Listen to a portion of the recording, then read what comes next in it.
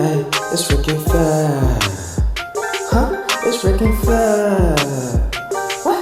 It's freaking Fab. It's freaking Fab, breaking balls, takes me off the walls, talking all that shit that make you wanna get involved. Ain't no ball. Rick and Fab, no ball. Look, when you wanna talk ball, tell me who you call. I know it's Rick and Fab, got it all, ain't no ball. Look, Rick and Fab, no ball. Yeah.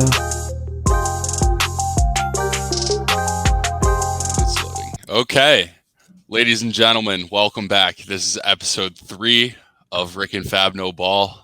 Thank you guys so much for being here. We love you all. You made it through 2.5 hours already of listening to us ramble about ball and anything under the sun. We're a multifaceted podcast, as we say. We got a just jam-packed episode for you today. We finally got Fab out of the bar and out of the golf course and finally sat down to record here on Sunday, the 12th of June. That's right. We're going to be talking Game 4, the finals. Obviously, we know ball. That's going to be the focus here. Talk about how Steph Curry is just not of this earth, probably an alien. I don't know. A-Rod's dating a witch. Aaron Rodgers, not Rodriguez. Aaron Rodgers is dating a literal witch. LIV Golf, huge LIV Golf guys. We're going to talk about the Curry family, and there's apparently a wife swap situation going on there. Going to answer some questions for you guys. We're excited to get into it. Fab, how are we doing today? I'm doing good. Doing good. Happy Sunday. Yeah, it's been a good weekend. How you doing, Rick? How you feeling? I'm no complaints here. Just been, lazy weekend for me. Sunday fun day. We were ripping some Fortnite today. Yep. But my team did not just blow Game 4 of the NBA Finals, so maybe I'm feeling a little better than you as a neutral fan here and as a bit of a Warriors supporter. Be that as it may. For those of you that are tuning in on YouTube, you'll see the Celtics are still the balls. There's just no other reason why. That hasn't changed. You want to get right into Game 4? Yeah. I mean, well, first, how did you do on the golf course this weekend? Because you held up the recording of this podcast so long. I would hope you at least shot a score worthy of making our valuable listeners wait this long. So how did you do? I did push back the recording today. I ended up playing 36 yesterday. I shot a 110 on both rounds of 18, so that's, decent. I was aiming for to break 100, but I wasn't able to do that, so a little disappointed. But yeah, Revenge Tour starts next weekend. I'll be back, and I will break 100. Yeah, so I also have money on Rory in this Canadian championship right now. So as knowers of ball, we're also huge golf guys, even the small kind. Fab knows all about small balls. Yep. But yeah, we also know the small dimpled kind of balls. We're huge golf guys. But yeah, let's get into Game 4. There was an interview with Ime after the third quarter, which kind of just summed up the whole game to me. The reporter asked Ime, he's like, the reporter asked Ime after the third quarter, which the third quarter Warriors showed out and kind of had their way that third quarter. The reporter asked Coach Ime, she's like, do you have any explanation for how dominant that third quarter was? How can you stop it going forward? Like, what do you do? And he kind of just says very simply, I think it's because of Curry. So yeah, Steph Curry was Steph Curry. Yeah, what can you do? What can you do? So Fab, our resident Celtics fan, give me your thoughts on the Game 4. I would have been shocked, especially with the Warriors record coming off of a loss, especially coming off these playoffs.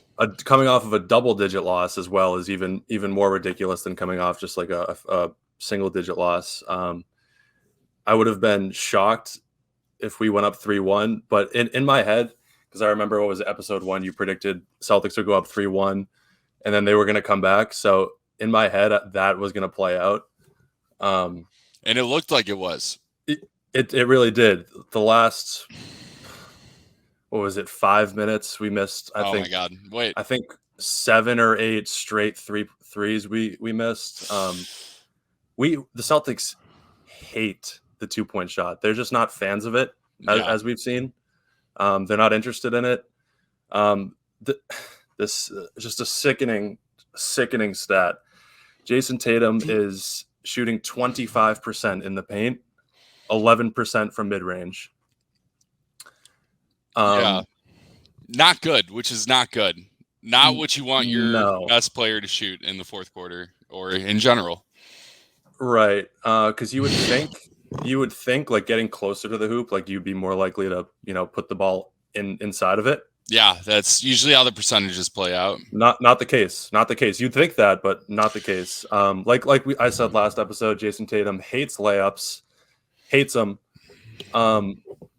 We did a lot of settling, bad shots, and then I look at Steph Curry. Yeah, he shot 3 of 6, from 3 in quote unquote tight coverage. So like, what are you going to do about that? I have the stats on that. Yeah, I have a litany of Steph Curry stats I'm going to read to you later on and just hear your reactions because man's thermonuclear. And it's just so like I tweeted out like a picture like every time Steph Curry shoots the ball, like it's just a crying face. It's just like it's so laugh out loud funny. It's funny to me. Like it's unbelievable. It's just like it gets to a point where it's like why are we playing? Like why are we doing this? Yeah, just so you brought up earlier, it was that last 5 to 7 minutes that really broke the Celtics back. They went away from everything that was working and they decided they were going to have Marcus Smart try to trade threes with Steph Curry, red hot Steph Curry, mind you, like not just like Steph Curry when he's feeling it, he's the most dangerous player on the planet. And so they really just decided to trade threes. So here's the Celtics offense with 7.5 minutes to go. At this point in the game, they're up 91-85, 7.5 minutes left of basketball to play to go up 3-1 in the NBA Finals. Tatum from 22 feet, miss. Tatum layup, miss. Smart, miss. Smart hits a 3, 94-90 with 5:18 to go. This is what you mentioned, that last 5 minutes. Brown misses from 12 feet. Brown misses from 25. This is the real dagger, 5 straight. Brown misses from 25. Tatum misses from 27. Smart misses from 25. Smart misses from 27. Horford misses from 25. 5 threes, the majority of them coming from Marcus Smart. That's not good offense. It's not winning offense against the Golden State Warriors and Steph Curry, who at that time was the hottest man on the planet. Then Horford hits a 3 to go to cut it to 197 with 1:32. Brown turns it over. White misses from 25. 6 points total in 7.5 minutes remaining to the fourth quarter. Yeah. You're not going to win a game. You're not going to win the game. You're not. You're not. And one of my boys, shout out Sammy Slasher, I was watching the game with him, and early in the game, because Tatum hit a few threes, and he was like, he made a comment like I hate when Tatum's like he's knocking down threes early, and in my head I'm like why? Like why? That doesn't make much sense. But I thought about it because it's like once he comes out hot from 3, he just starts to settle for the rest of the game, and that's like if he's knocking down his threes, then he's just gonna settle, and he doesn't care to get to the basket, he doesn't care to get to the free throw. Like it's just so frustrating. And then like you said, like Marcus Smart trying to trade threes with Steph Curry. If we're trying to match what the Warriors are doing on offense, I mean we're gonna lose in 6. Yeah, they came out that first half. They were going to everything that was working for them in Game 3. They were attacking the basket. They were moving the ball. They were getting to the rim. Made Draymond a non-factor on defense again. And in the fourth quarter, they just threw in the towel and gave up on that and said, we're just going to sling threes. And that's just not a winning strategy against the Golden State Warriors. Yeah, and we outshot them. Like we shot a better percentage from 3. We both teams made 15 threes. It's weird that this game is coming down to not 3-point. Like we're not able to score inside of the 3-point arc, which is just insane. Like I think Derek White shooting like 26% inside 3. Like we're just not able to like get to the basket, and it's because we're not moving the ball. I wrote this down after Game 1. The Warriors are not a good closeout team. If we're moving the ball and forcing them to close out on our shooters, we're able to penetrate, move the ball, get good looks at 3. Those are the threes we want to take. We don't want the ISO ball, the fucking pull-ups. It's not going to work. Like if we're not moving the ball, we're not going to win. Absolutely.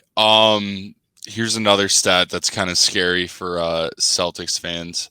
Oh boy. On uncontested threes that night, Golden State only shot 3 for 17 on open threes. Boston was 10 for 13.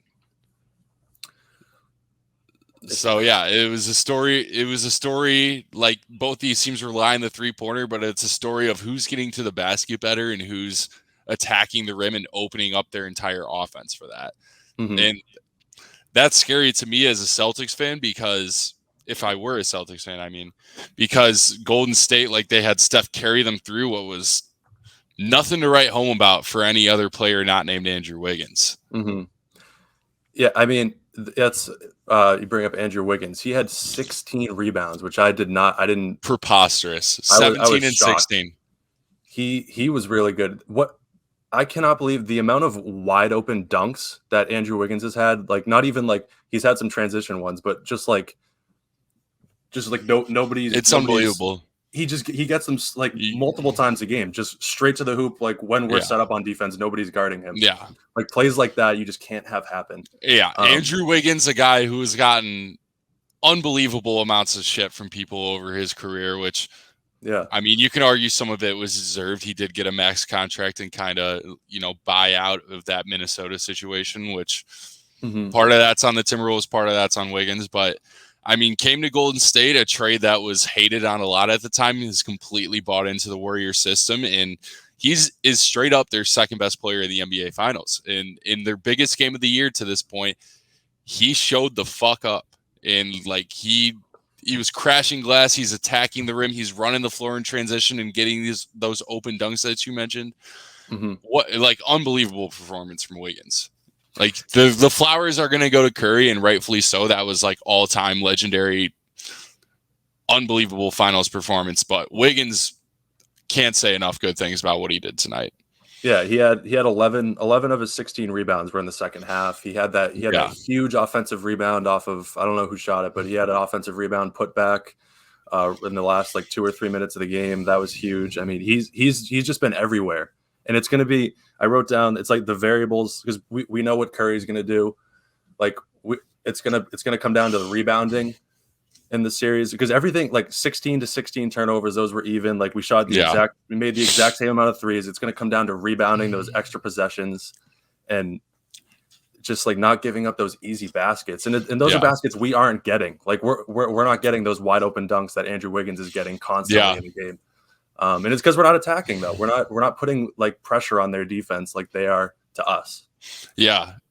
So the Warriors, they're a very small ball heavy team, obviously, especially in Game 4, because they came out with that Porter and Draymond lineup at the 5. They benched Looney.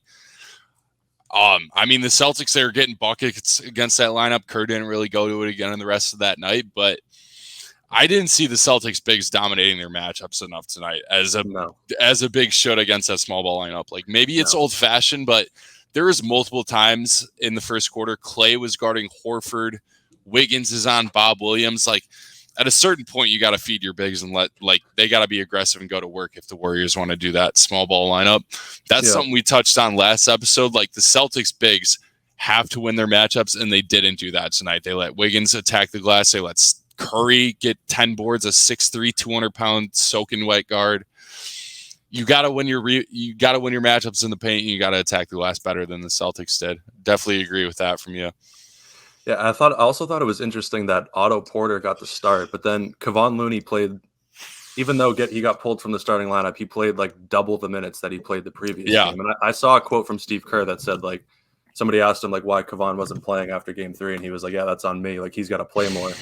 So I guess I don't know if he's going to stick with bringing Kevon Looney off the bench and giving him like 28, 30 minutes. But I mean, he had 11 rebounds, 4 offensive rebounds. Like that's what they're asking him to do, and that's what he's giving them. Yeah, I think it was mostly just a mind games move from Kerr to change the starting lineup a half hour out. But yeah, you really can't say enough good things about how Kerr has coached this series. The halftime's adjustments he's consistently making, the decision to pull Draymond for significant minutes late in the fourth quarter.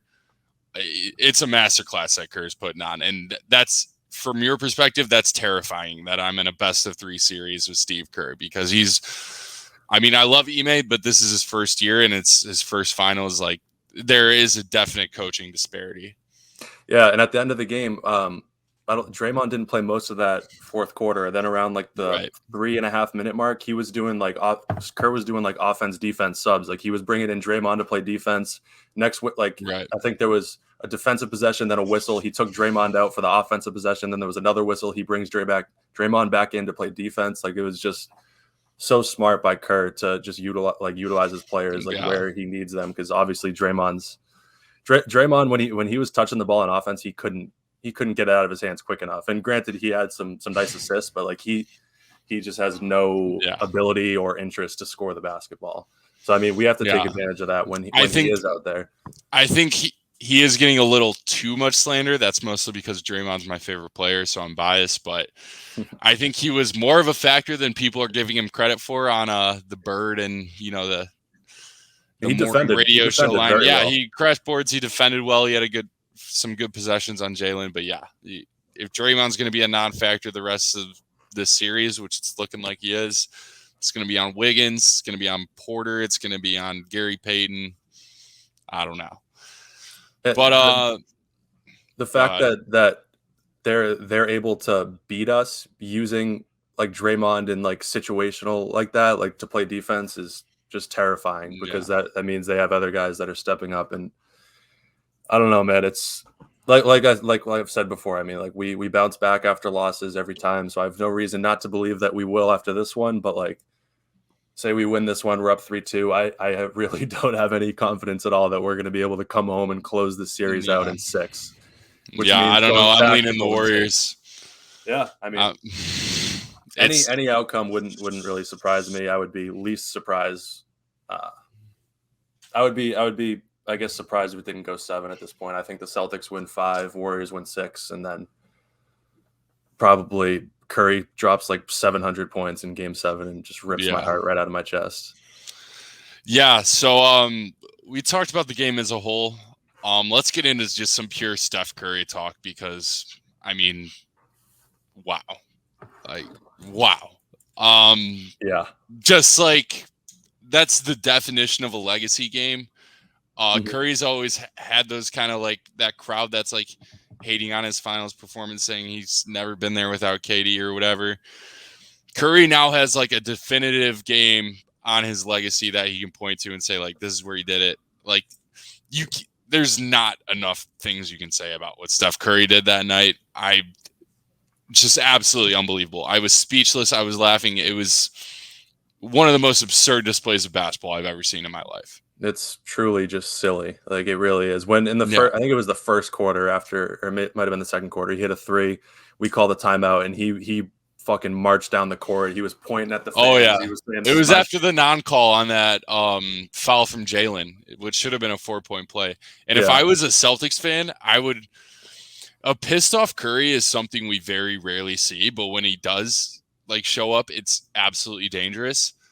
I would almost rather give him the free throw there than have him get up and get in my crowd's face and talk his shit and like get pissed off, because he took it personal from that point on. And Steph Curry's always had like a very good sense of, I'm going to do the most demoralizing thing possible. Like, if I'm up 6, I'm going to pull from half court and make it up 9.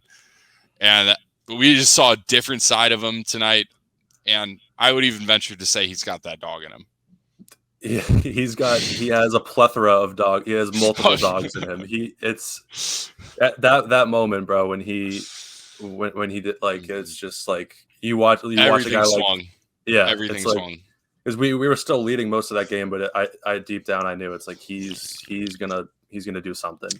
Yeah, it's just there's not much you can do to stop it. There's really not much you can do. So I have Curry's just put up absurd stats all series, but I'm just going to read some of them off to you, Fab, and the listeners. Feel free to react whenever, but okay. Really just to put into perspective how absolutely absurd that Curry performance was, like just the pinnacle of basketball. So in the final 5 minutes and 17 seconds, Steph Curry scored or assisted on 13 points. The Celtics scored 3 points as a whole. So Steph Curry outscored him by 10. The Warriors, or the Celtics, I mean, 2 leading scorers, Brown and Tatum. They dropped 44 points on 17 for 42 from the field. Steph Curry dropped 43 points, 14 to 26 from the field.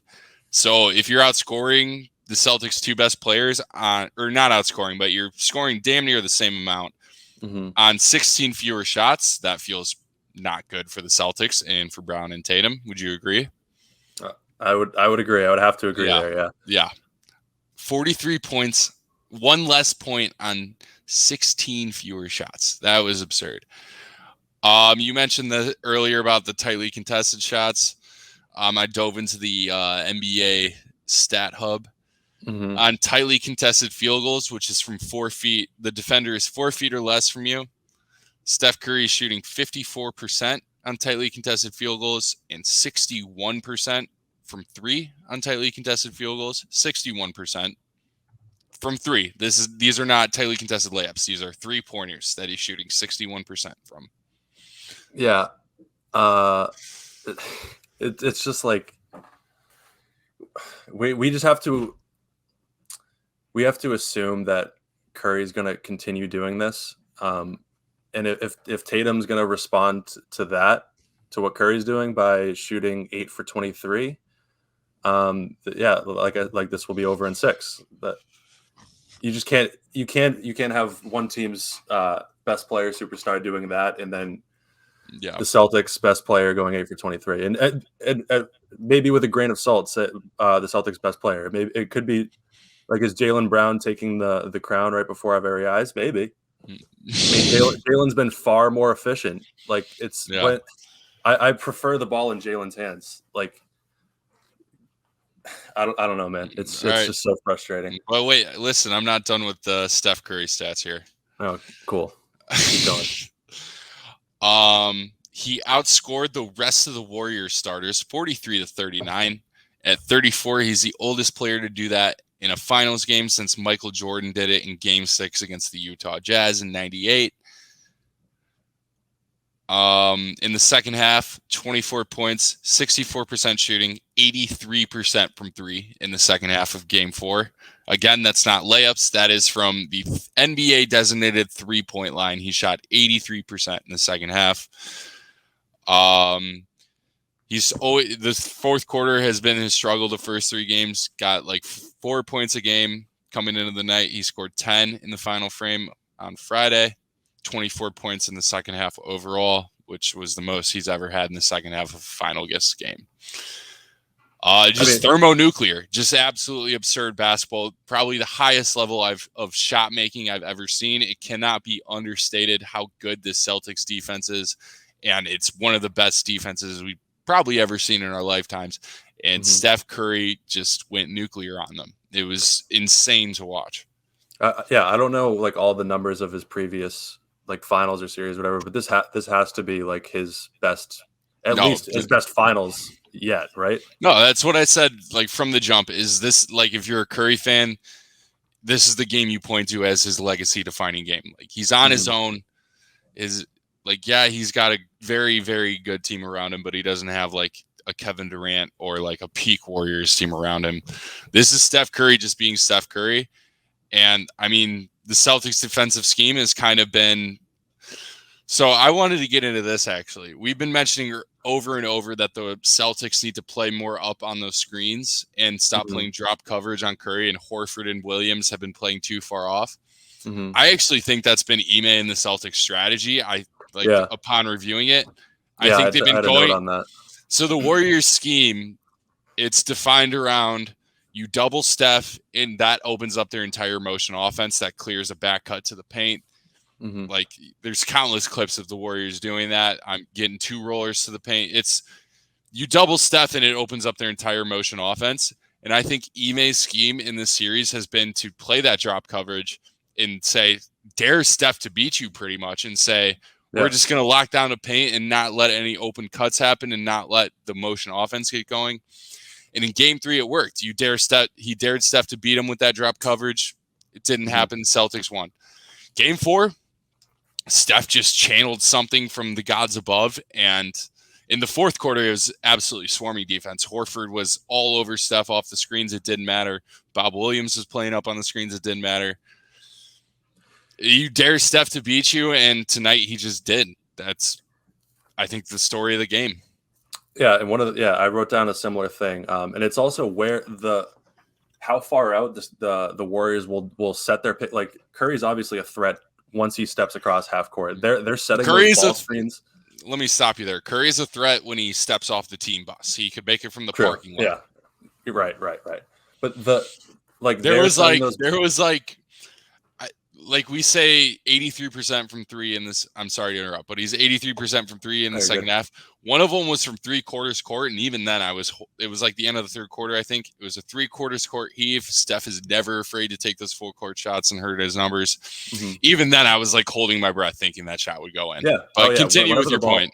Whenever the ball comes off, whenever the ball leaves his hands, whether it's a shot or a pass, it's probably leading to the ball going into something good. Yeah, right. It's Steph insane. Curry. I don't have the numbers to back it up, but he leads the league in putting ball in the hoop. Yeah, there's not a doubt. Generally. But continue with your point. I'm sorry. No, you're good. Just like how high up that they set those ball screens because he's such a threat from anywhere. Like I think it makes sense that Ime doesn't want Rob or Al coming that far out, because then you're open to. I mean, Steph's so good, he's going to find the open guy off of that. So I don't hate that he's playing it that way, because either it works and then you're a genius, or it doesn't work, and what are you going to do? It's fucking Steph Curry. But yeah. I expect them to keep doing that going forward. I had one more thing I wanted to get to. My notes. But I thought we played. I thought the high ball screens better than we had previously. I don't think Steph wasn't getting as many like wide open looks. He definitely got a few. Oh yeah, that one play, it was a high ball screen. Steph just dribbled Marcus Smart in a circle for like 10-15 seconds, and then ended up getting that like ridiculous wide open floater from the elbow. I just don't think a lot of people like understand like how hard it is to dribble around Marcus Smart like that and get a wide open shot. Like his ball handling, like he's just on another level, man. Like he's so dialed in. Yeah, it's scary. Yeah, I was just gonna say it's scary. He wants it. He wants his Finals MVP. Another crazy stat. So the Warriors currently are minus 150 to win the NBA Finals. However, Steph Curry is minus 160 to win Finals MVP. That means that Vegas projects it as a non-zero chance, like a 1% chance, but albeit in saying that it's non-zero chance that Steph Curry loses this series and wins Finals MVP, which LeBron didn't do it in 2015. I think that pretty much shut the door on that ever happening again. But I think it's really just a testament to the insane level Curry has played at, the way he's lifted his entire team up and lifted his own play up to carry the team. I can't give him enough. I can't sing his praises enough. It was just absurd to watch unfold. Yeah, I don't think was it Jerry West? That's the last time that's happened, right? Yeah, Jerry West in the first NBA Finals ever, I want to say. Which that is just insane, actually, to think about. But it's not like he should get it, like from what he's done. Like I don't know if there's anything that any Celtics player, or obviously Warriors player, could do to pass what he has done so far. He's very clearly the most valuable player in this Finals, but the precedent's been set. You can't do it. Yeah. Yeah, I mean, it's terrifying going against this guy. I mean, you really just have to hope. A lot of times, you're really just hoping that he misses, because it's like we're doing as much as we can, but like the tiniest little sliver of room is like 5 feet for Steph Curry. He and the thing is, he got that dog in him. He's the got that dog in him award winner of the weekend. That was a non-brainer. We're not doing a segment on it, but Mere's already got the photo ready to go. He's a sicko, and he enjoys like pulling those absurd step back threes that are just going to make a stadium go absolutely silent like a funeral. And that's exactly what he did. That like he had some very good sense of the moment of like just taking the air out of the TD Garden, taking the air out of Celtics sails. Yeah, he answered the bell every single time, and I mean, that's a game that puts him into like the top 10 all time. That's a legacy defining game. That's I don't know. There's really not enough good things I can say about what Steph Curry did. And another testament just how good Steph has been. This is actually funny because if you go on Twitter, you'll see obviously a bunch of Steph Curry highlights, but you'll see just as many LeBron highlights because all the LeBron fans are like feeling like they have to remind people all of the things that LeBron did because of how good Steph is right now. You know what I mean? Because people are starting to put Steph into that conversation. So I've seen a ridiculous amount of like, remember when LeBron did this in the finals? Remember, just to try to like remind people, you know what I mean? Like, Steph has been that good that he's like he's putting himself like in that I mean, he's obviously not like GOAT, but he's putting himself in that like conversation. Yeah, if he wins a ring this year, like his legacy is solidified. There's nothing else you can say negatively about him. For me personally, after that game, there's no dirt you can put on Curry's name at this point. Like he's proven himself. Even if they lose. Yeah, absolutely. I mean, so what's your predictions for the series going forward? Do you think Celtics in 7, Celtics in 6? Celtics in 7. Okay. I mean, ask me if I feel good about it. I don't feel great. I think we're gonna win Game 5. I think we're gonna lose Game 6. I think we're gonna end up going back to Golden State for Game 7, and it's gonna be the most miserable thing that I've ever watched. Do they have they do have the Game 7 advantage, don't they? Yeah. Yep. That's tough. What is it? Game 5 tomorrow, Game 6 Thursday, and then Game 7 would it be on a Sunday? Probably. That sounds right. It's just I'm just sick to my stomach at every moment of every day until this is over.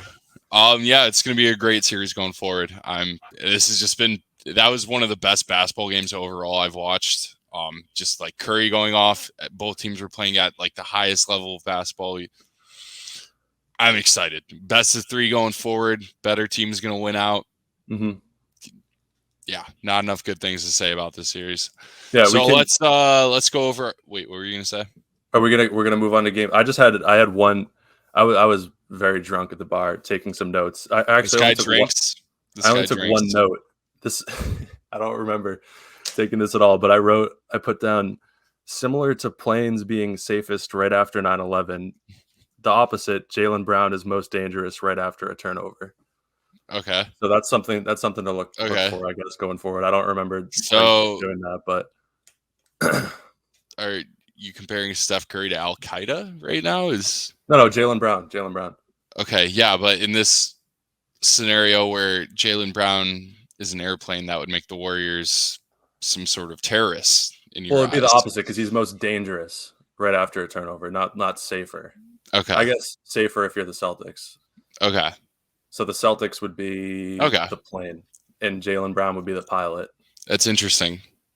Yeah. So just look for that going forward. I usually try to stray from comparing my teams to 9/11, but you went for it, and I respect you for it. Listen, so let's get into our picks for our Game 4 picks. Our Game 4 picks. Let's review those. Breaking news: we have a third surprise guest. Ladies and gentlemen, he has the haircut of the century, first of all. Second of all, I know what you're hoping for. It's not K. Rittenhouse. This Rittenhouse fella has given us the runaround again. We've been in talks with this team, very advanced, deep talks. Still trying to get K. Ritty on the pod, but Kyle Rittenhouse, if you're out there, hit us up. Instead, we got our boy, producer Mere. Wow, excellent timing. That was, if you're watching on YouTube, that he just was that not flawless or what, boys? I was so worried about that. So yeah, he's got a fresh fade. It looks. I hope you're watching. Oh my god! Whoa. I hope you're watching on YouTube because he's lined up harder than Otto Porter getting the start. So let's go over our picks. I'm very anxious to do this because I'm pretty sure 5-0 is good. I think it is. I think that's decent. So the thing about like this picks competition and, just gambling as a whole is you put 5 picks out there and the goal is to win the picks. So what I did is I put out 5 picks and all of them won, which 8-2 overall, 5-0. I think that's good.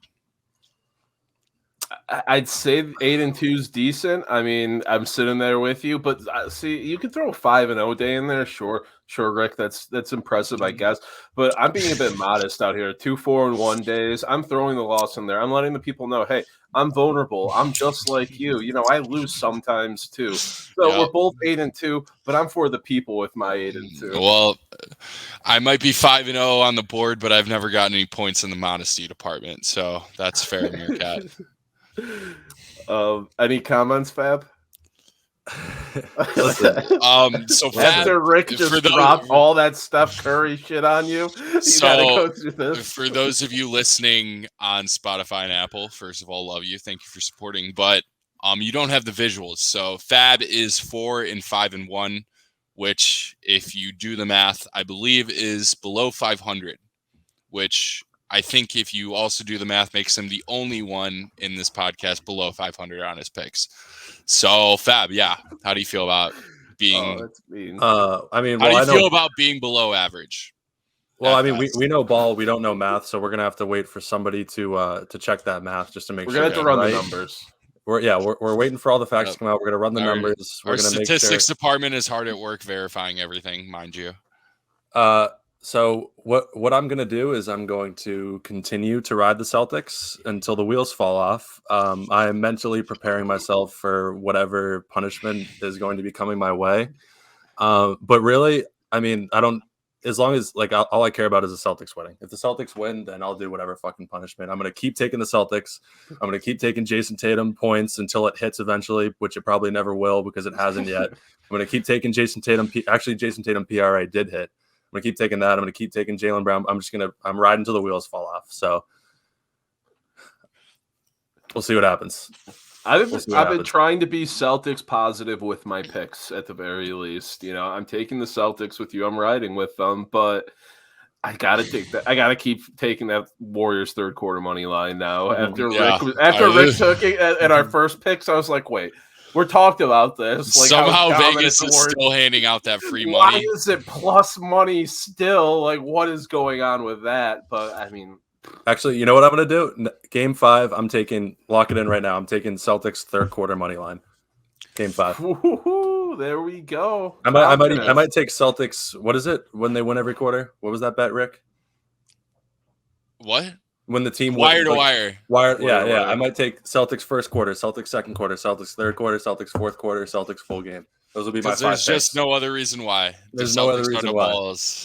Listen, I bleed way too much green to be giving out fucking Warriors third quarter picks or Kevon Looney rebounds. Get that out of my face. I'm going Jaylen Brown points. I'm going Jason Tatum points. We're going Celtics spread. Celtics plus 3.5. We're doing it all. I'm riding till the wheels fall off.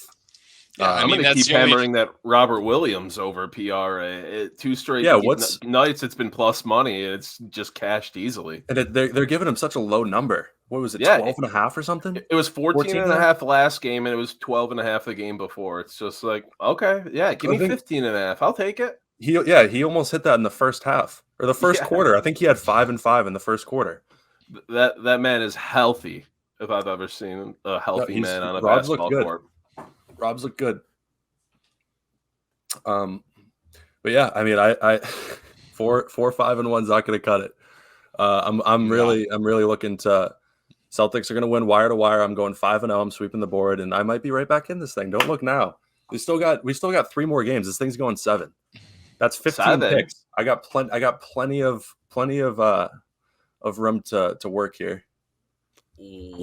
That you do. If I sweep the board 3 games in a row, listen, we're having a different conversation after game 7. We could be having a different conversation after next game, honestly.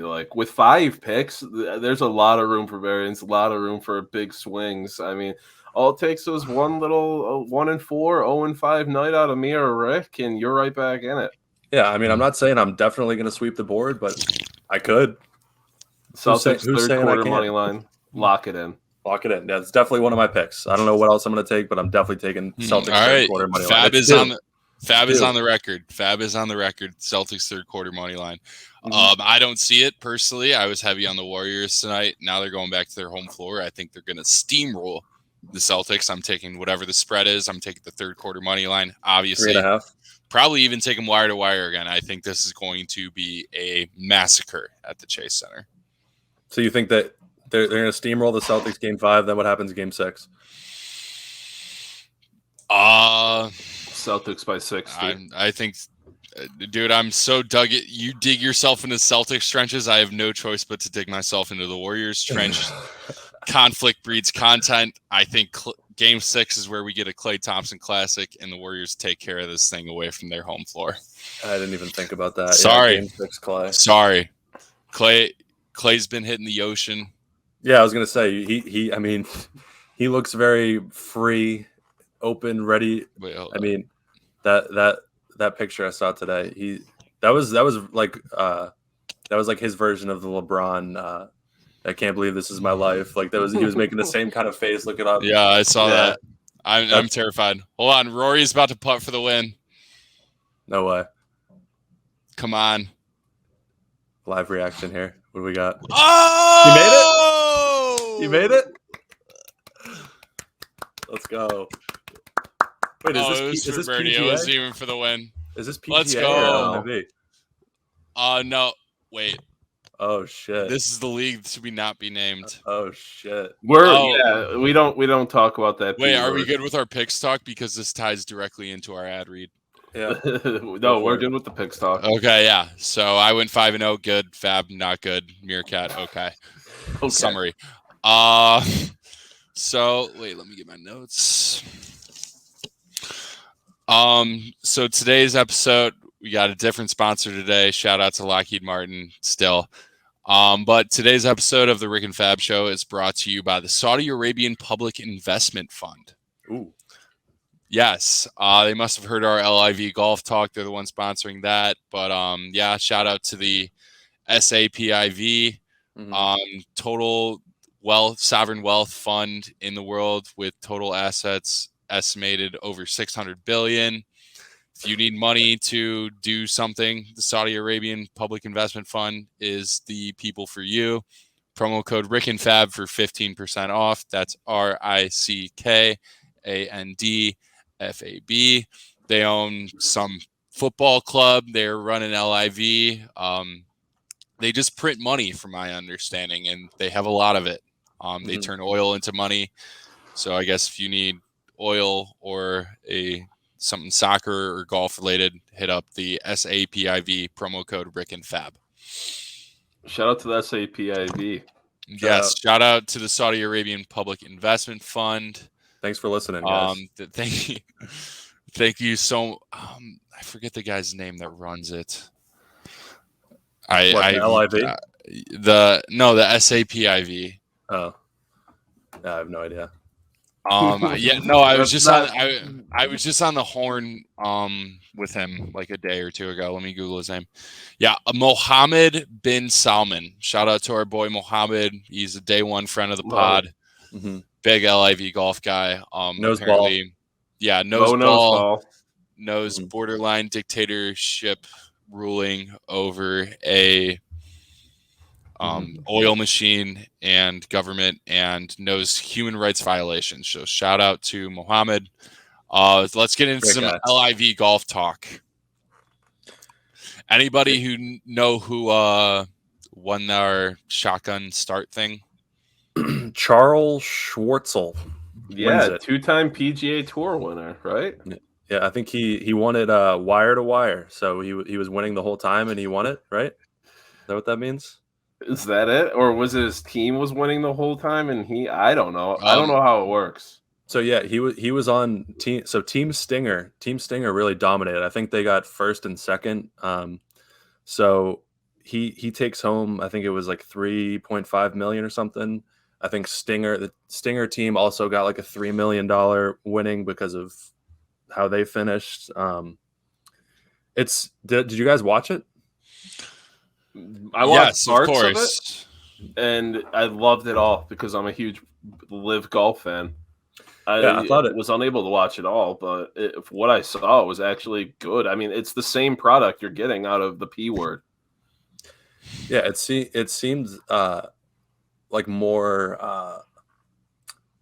friendly to like a non-golf person. Like they had like the score, like the whole like leaderboard was up on the left side. Like it's got like a cartoony type look to it. It's more like I feel like it's just like a way more like good vibes version of the other golf league.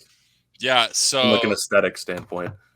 the last place guy, some amateur no name, Andy Ogletree. I don't know if he's an amateur no name. I don't. No, he's been in the P Career for a long time. earnings of 38,000 and has been professional since 2020. Yeah, He shot 24 over par and still made $120,000. That's incredible.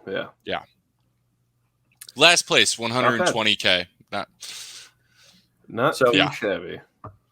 Yeah, so I was under the impression that so I didn't realize that a purse was like that's all the money. That I thought the purse went to the winner. Oh no, yeah, the purse is like the whole pool of prizes. Okay. Yeah, I mean my what the fuck was my team? The Crush or something? That was my team. The Crushers, they finished second as a team. Or no, not maybe it was the Smash or something. Yeah, Crushers second, Majestics, isn't that your team, Mir? Majestics was my team. Thanks, shout out Lee Westwood. Yep. And then I saw this was actually kind of funny. The commish of the LIV, he came out with a statement. He seems to think that players should be able to play at both.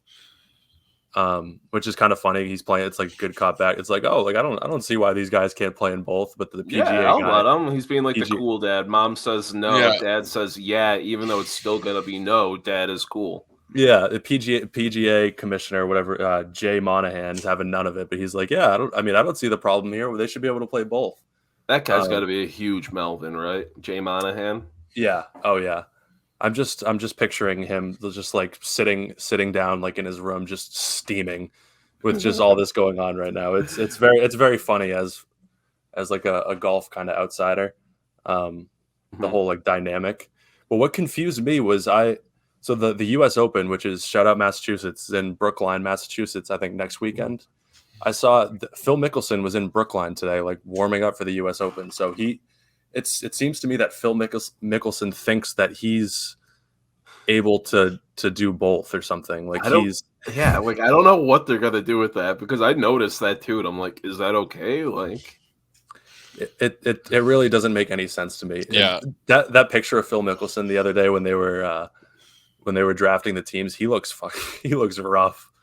Yeah, our guy Phil, he looks rough. He looks rough. That went pretty viral. A lot of people using like the same exact my friend over there thinks you're cute caption, but still good meme.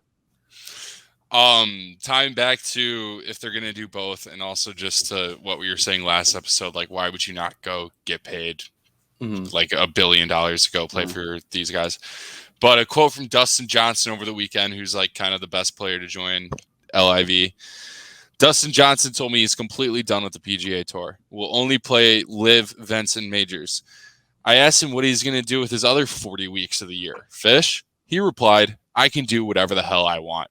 Which, hell yeah. Who, like the hell golf, yeah, brother.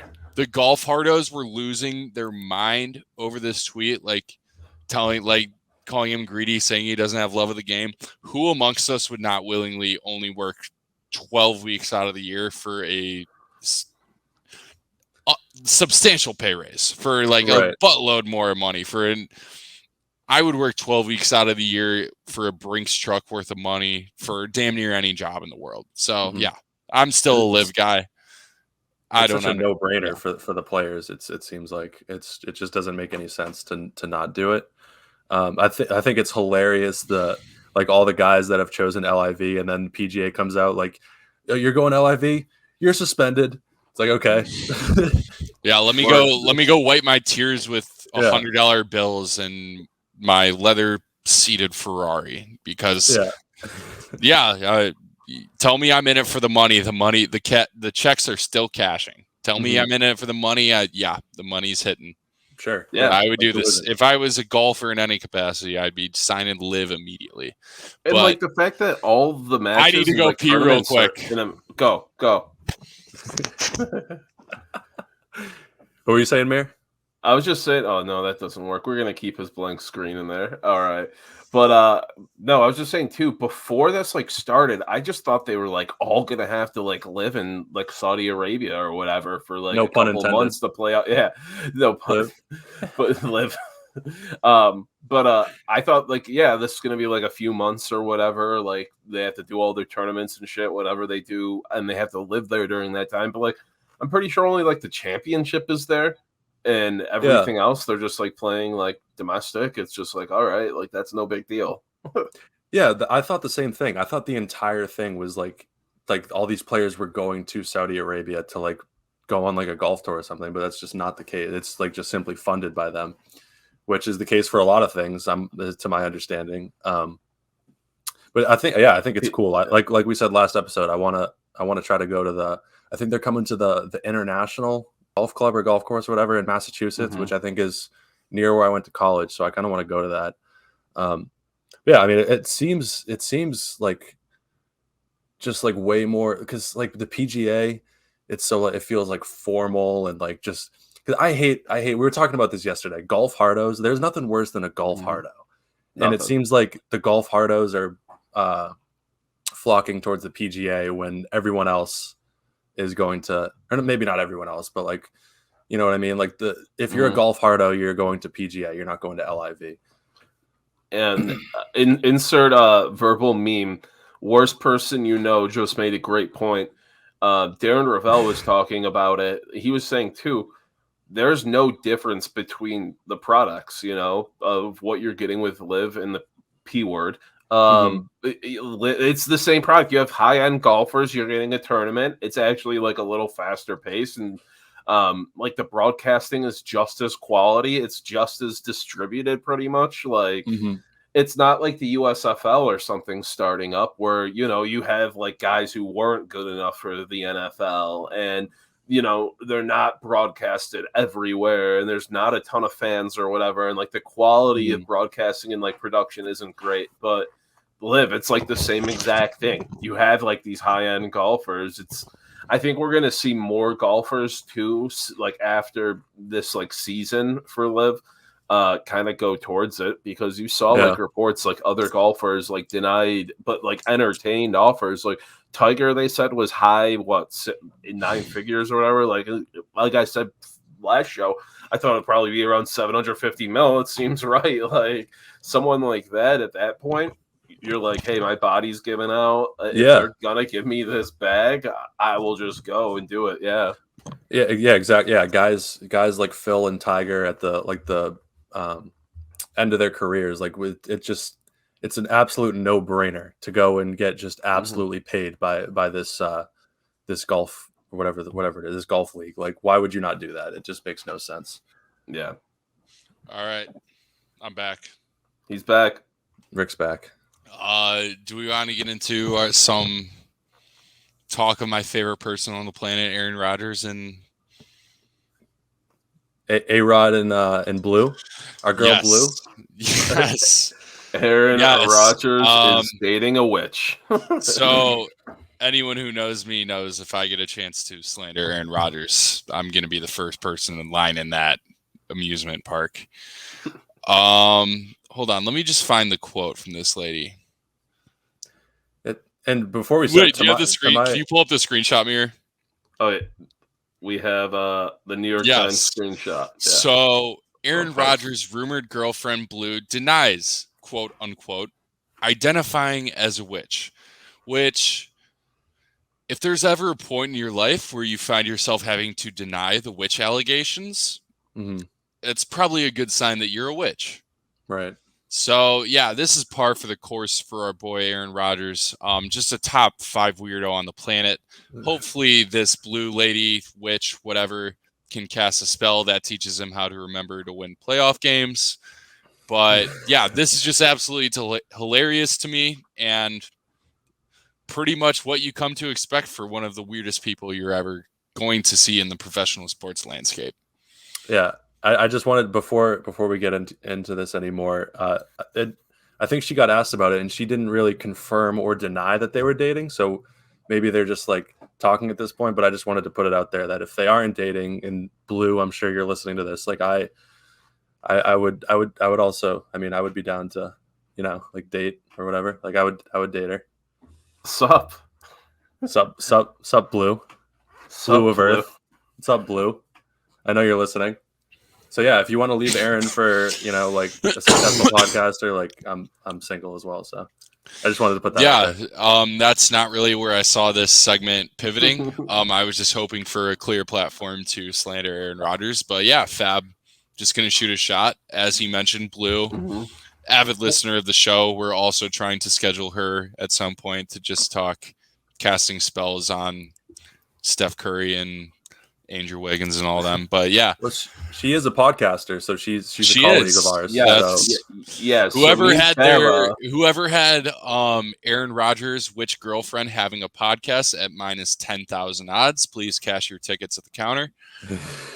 Well, we were doing some research. It goes way more depth than podcast. I mean, they have a Patreon and stuff. It's like $120 a year to get into. It's her. It's Reggie River Bear running the Fluorescent Earth, platform. And we did some digging.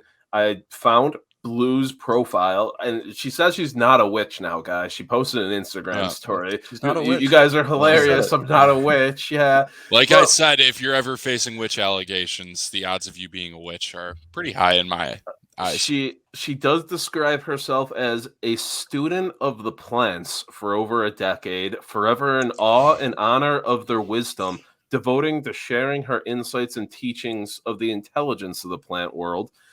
She is a student and facilitator at the Earth Temple Center of Prayer and Shaman Arts, and is a protected medicine carrier under the Native American Church. Also a member of the Shipibo tribe, which is an indigenous ancestral tribe, and a lot more going on with this Blue girl. This goes deep, guys. Aaron Rodgers, he might be gone. Like that woman has smoked enough pot in her lifetime to put Bob Marley himself to shame. That's what I got away from that bio. Multiple mentions of plants, plant lovers. She did study under them for a decade. That's the type of lady who puts like lavender and stuff in her joints when she rolls them. That's like we could say we studied under the plants, right? Yeah. Like every time you smoke a joint, you are studying under the plants. Yeah, I can't speak to that as it's illegal in the state of Indiana, but I would assume it's a good time.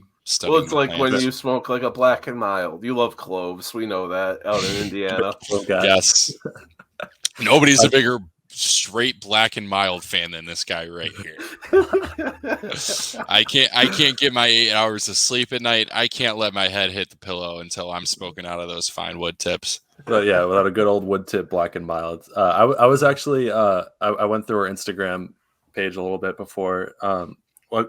Something she said that really stood out to me was she said she renegotiated her agreement or something with pain. Oh yeah, which I thought was a very interesting statement.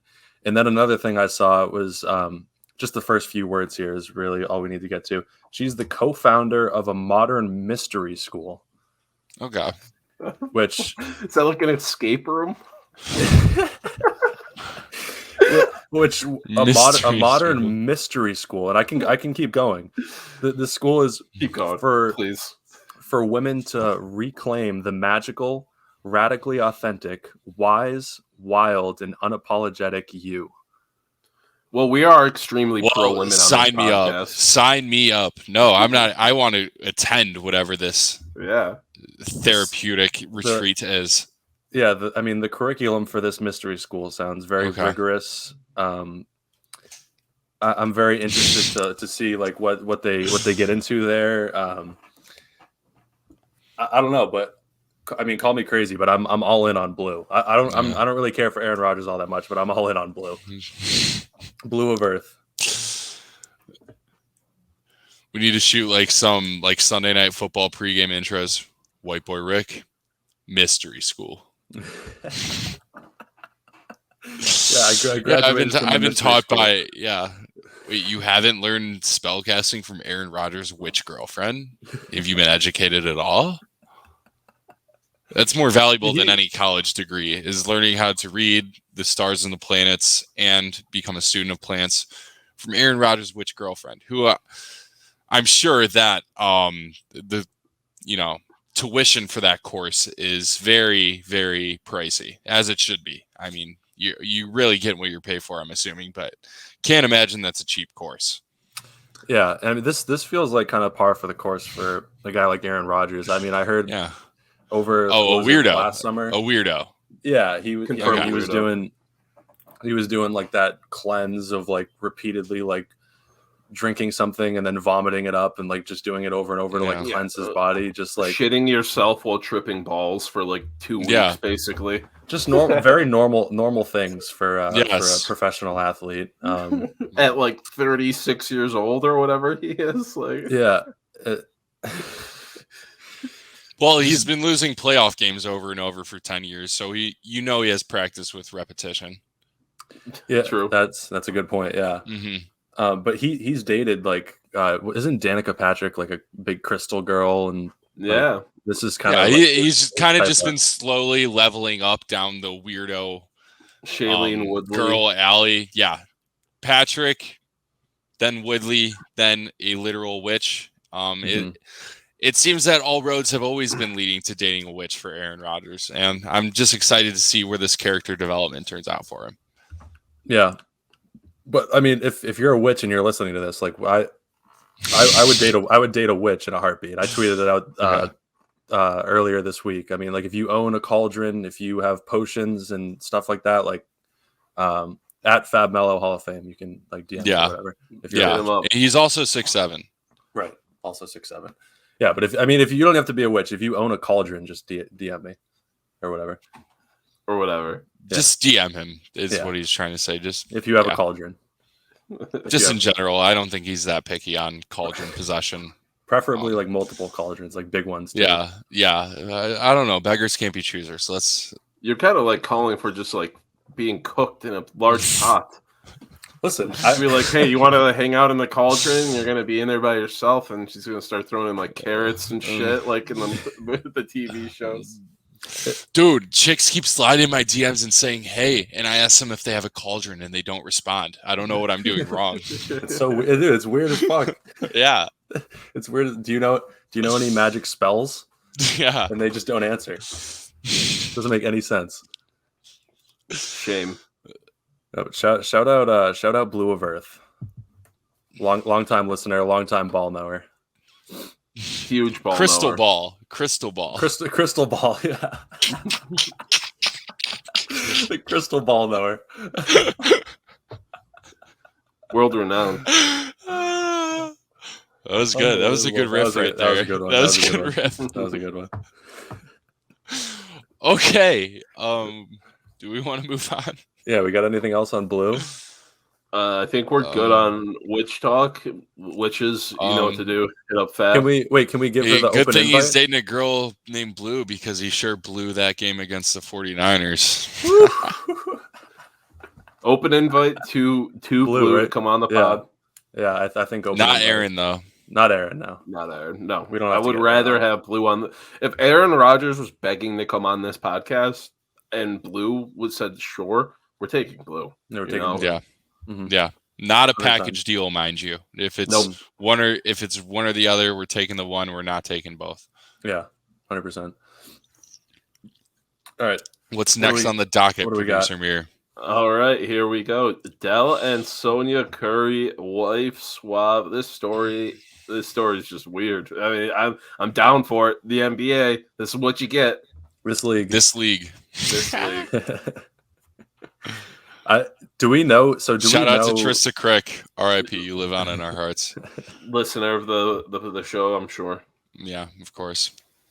So we had Dell and Sonya. Obviously, this second couple that has entered the equation. Are these like celebrities, or are these just some random people? Do we know? So no, I did more digging, and this was a few hours ago. This article is up. This is why they paid the big bucks, Mere. Here we go. So Sonya? Is it Sonya, not Sonya? Sonya Curry. Sonya, I think. Was spotted with at the game. That man is former New England Patriots tight end Steven Johnson. Okay, so there's some athlete-on-athlete connection there. Okay. Who also attended Virginia Tech, where Dell Curry played basketball. So Sonya's got a type. Virginia Tech graduates in their like 60s, hit her up. So were they both at the game with their significant other, like both Dell and Sonya? That's what it looked like, right? And the presumption is that like Dell is, going out with Steven Johnson's ex now, more as like spite, but maybe it's a thing. Like I could see that being the deal because Sonya and Dell broke up because of cheating allegations. And I guess the allegations, I don't know if this is proven, were with this guy, this new man who she's been spotting with at the games and such. Mm-hmm. So this man caused the divorce. And Dell, I could see Dell being a spiteful ass dude just from, what we've heard from him in the past. So Sonya was the cheater. Sonya was the cheater, allegedly. Most of this information is coming from a website called The Spun. So it looks pretty good. Sounds reputable. This is some Billy football shit. That's kind of wild stuff, honestly. So do we... Like if you're Seth or Steph, like I don't know how you feel about this. Like that's just so fucking weird. Patriots lawyer confirmed that the affair was with Steven Johnson. Who even is this guy? I've never even heard of him. When did he play for the Pats? He was a 6th round pick for the Patriots in 1988, and he played for the Patriots in 1988, and that is it. Oh, he stinks. He stinks. Look at this guy. Oh my God. Dell Curry. You leave Dell Curry for this guy? Up on the screen right now. This guy looks lost too. So, probably a swinger situation though. You think so? I don't know. It seems too heavily correlated. I think this is something that there might have been like a swinger situation, a couple of years ago, maybe.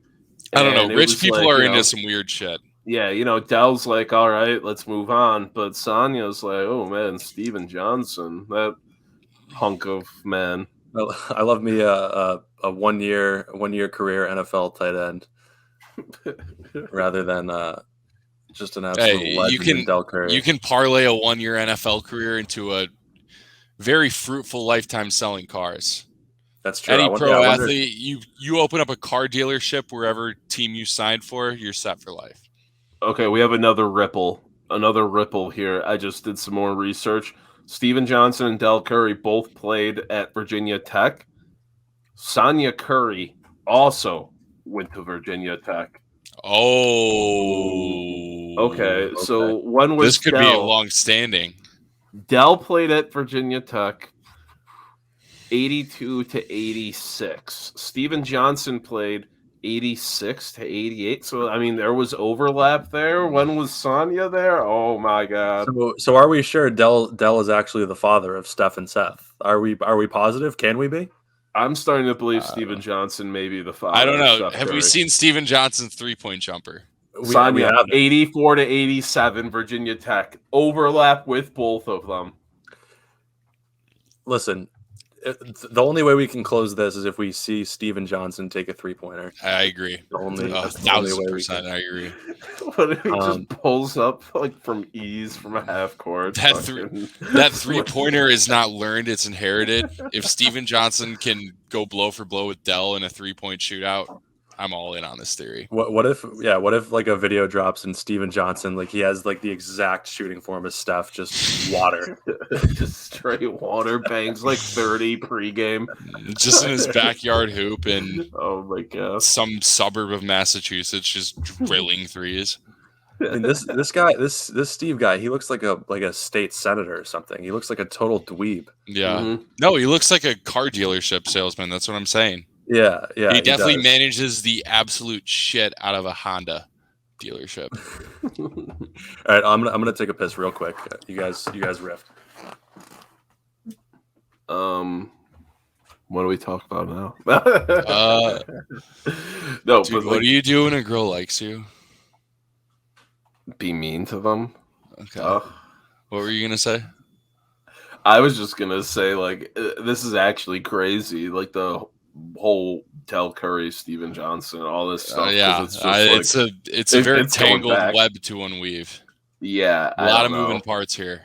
It's why the NBA is the best. Like you're getting this stuff Yeah. with like the families of Yeah. players, not even Yeah. players alone. Like, oh man, Yeah. oh, man. Shout out to all the haters that were saying we started a podcast with 5 games left to go of the NBA season. The off season is more entertaining than the in season when you're an NBA fan and a ball knower.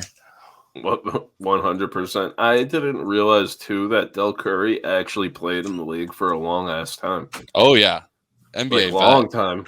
Yeah. Oh yeah, God damn. that's the most convincing argument he has to be the father of his children right now.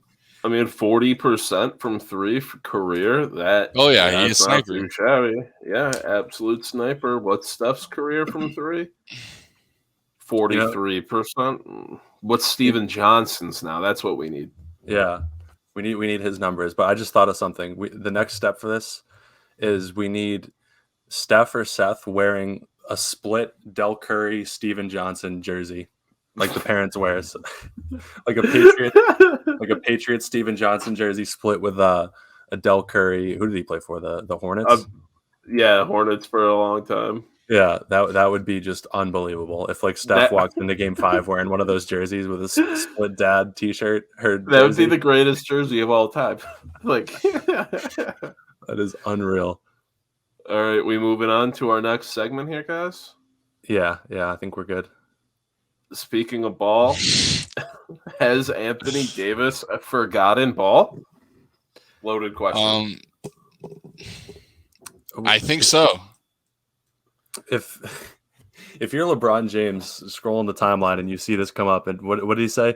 And I haven't touched the ball since April 11th. April 5th. Or 5th, yeah. Anthony Data Davis. What are you gonna do with it? Like, as a Kentucky fan, I mean, obviously, I like all the Kentucky players in the NBA, of which there are plenty of them. I've kind of grown to just like not really care about Anthony Davis as much, even though, I mean, obviously he's been good in the league for a while, but he doesn't really play. And like I said, Anthony Data Davis, like he doesn't really like he's always does not play basketball.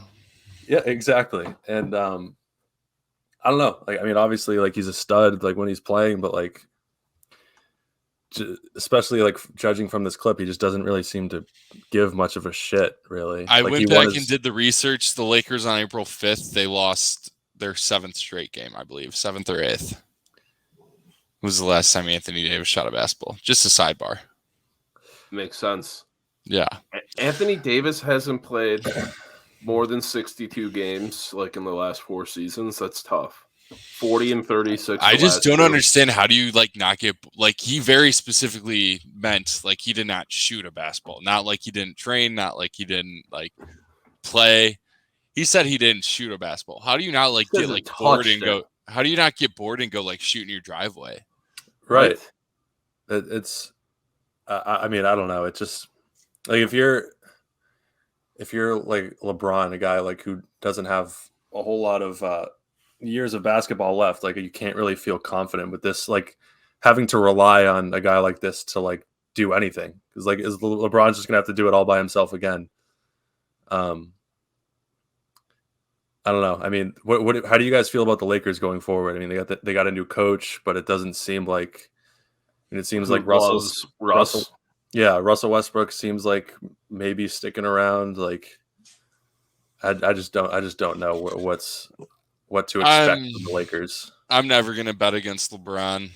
That's kind of just my viewpoint. He's still playing at a top 5 level. Yeah, AD can stay. If AD can stay on the court, they're still a championship contender in my eyes. I think best case scenario for them next year is like 4th seed in the West. I wonder what the odds are for. I don't know if they release next year's odds for a championship, but I'd imagine just LeBron by default is gonna be up there. But yeah, I mean, I don't really have. I'm glad that Anthony Davis isn't on my team. I'll just say that. Yeah, he's one of those guys that's like he's so talented, but he's just always hurt, never available, and you're starting to question: does he truly love ball? Does he want to be out there? There's a difference between knowing it and loving it. Mm-hmm. I don't know, man. How old is Anthony Davis now? Anthony Davis is, I'd say he's got to be what, like 28 minimum? 29. 29. 29 would be my guess. Yeah. Because what? He was a 11 pick? No, he was the first overall pick, wasn't he? Yeah. Well, no, I mean like 2011. Oh yeah. Yeah. Okay. He was 2012. He was a rookie in 2012. Yeah. All right. So he's getting there. Like he's at the point where he might just say like, "Fuck it." If he keeps not being able to play, he's got his bag. Like he might be one of those guys who calls it early. Yeah. Yeah, I can definitely see. I can see that from him. Yeah. I mean, like I said, like he's got his ring. Like it seems like. I don't know. We'll see what happens next year, but it seems like he's just like he doesn't really care that much, or doesn't care to be out there to help his team. No, he's been quoted saying like after that championship run, he has nothing left to prove. I think he's a textbook guy. He got his paycheck, he got his ring. I think he's checked out to a certain extent. I hope he proves me wrong because like peak AD is like such a fun player to watch, and yeah, you just said it's frustrating because he is so good when he's healthy and bought in. I just don't know if he's a guy that loves ball. Yeah. He's literally the reason that I'm a Kentucky fan. Like I loved that team with Anthony Davis. I hopped on Kentucky. I've loved him ever since. And I don't know. It's just it kind of sucks to see him go on this path. But I mean, most dominant like freshman season. That's what LeBron James does to people. Yeah. Yeah. Fuck off. Is LeBron a bad teammate because Anthony Davis didn't touch the ball in 3 months? My story. Skip. All right, we'll move on to our last segment before the mailbag, because Rick says we need some pop culture stuff going on here, so I'll let him take it away. Britney Spears' wedding. Rick really wanted to talk about this, guys. You're putting this on me as if this was a 3-0 decision. Take it away, Rick. Well, actually, I'll say something first. Her ex, Jason Alexander, I was fully convinced that was George Costanza. Okay, but it apparently I'm hearing that Jason Alexander. There's another Jason Alexander that's not George Costanza. Wait, so you thought she was married to George Costanza? Yeah, well, I saw Jason Alexander. How many fucking? I mean, I guess there's probably a ton of Jason Alexanders out there, but confirmed not George Costanza. Oh man, that would be incredible, actually. But yeah, I don't know anything about Britney Spears other than there's been a lot of controversy around her for like a while now. She's free, right? She got her conservatorship taken away, I think, somewhat recently, like the past year. Like she's allowed to use her own money now. Like she doesn't have to get like 3 forms signed to go get some Chipotle. Yeah, I think we freed Britney Spears. Confirmed. I think So I would also confirm that. Hold on, I closed my Wikipedia tab here. Oh no. So is she married to Jason Alexander now, or she was married? No, this guy that was her first husband in 2004. So first off, I want to thank MereKat for the introduction there. Anyone who knows me knows I'm a Britney Spears guy. Just heavily invested in anything that B Spears does. So apparently, her first husband from like 2004 she got married at her house, like a mansion, obviously. This guy like jumped in. He was live streaming himself the whole time. Then he got physically removed from security. That's when the live stream cut out, I guess. But he's getting charged with battery, trespassing, the whole 9 yards. Fuck him. So this is Jason Alexander we're talking about, the weirdo? Yes, Jason Alexander, but not George Costanza. ex-president. Not George Costanza. Yes. She would have been way better off dating George Costanza than this. I'm looking at a picture of this guy. Holy shit. Yeah. It's his third arrest in 13 months. So that's obviously not an ideal thing to be arrested 3 times in 13 months. Mm-hmm.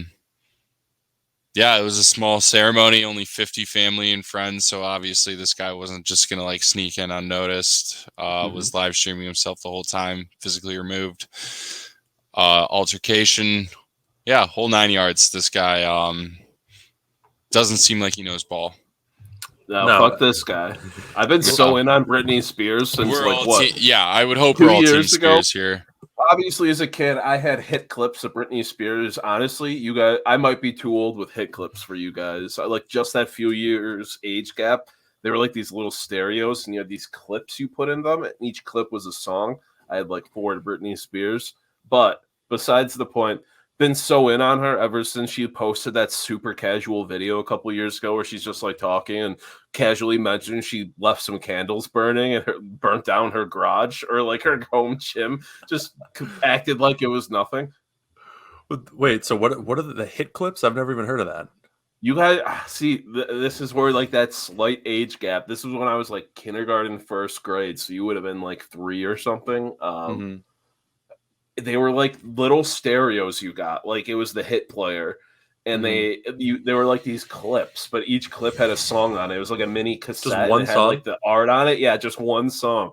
And you could put it in the clip, hit clip thing, and it would play like blast the song, and you can like rewind it and shit. But it was like electronic, not like a cassette. I had like Who Let the Dogs Out, some NSYNC and stuff. It was incredible. That is awesome. No, I'm looking at pictures of this guy. I mean, he just looks like a A1 scumbag. Like I've never looked at somebody and that has screamed domestic abuser like this guy. Like I would recommend, just like if you're listening to this, just look up a picture of this guy. Yeah, but so who's the new husband? Who'd she marry? Is it a noteworthy person, or do we know? I don't think so. He's a good-looking man.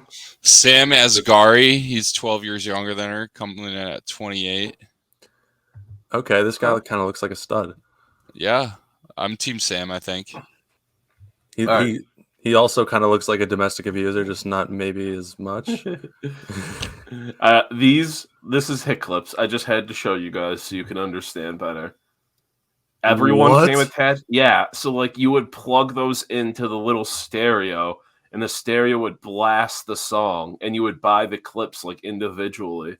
So you had to really love a song. Like you had to like your 5 songs. Like these are my. Well, they would have like I don't remember even like buying them. Like I think my mom bought me some, but I don't think they even had that many. I think it was just like the big 10 to 20 hits at the time, and then those things fell off real quick. But great invention.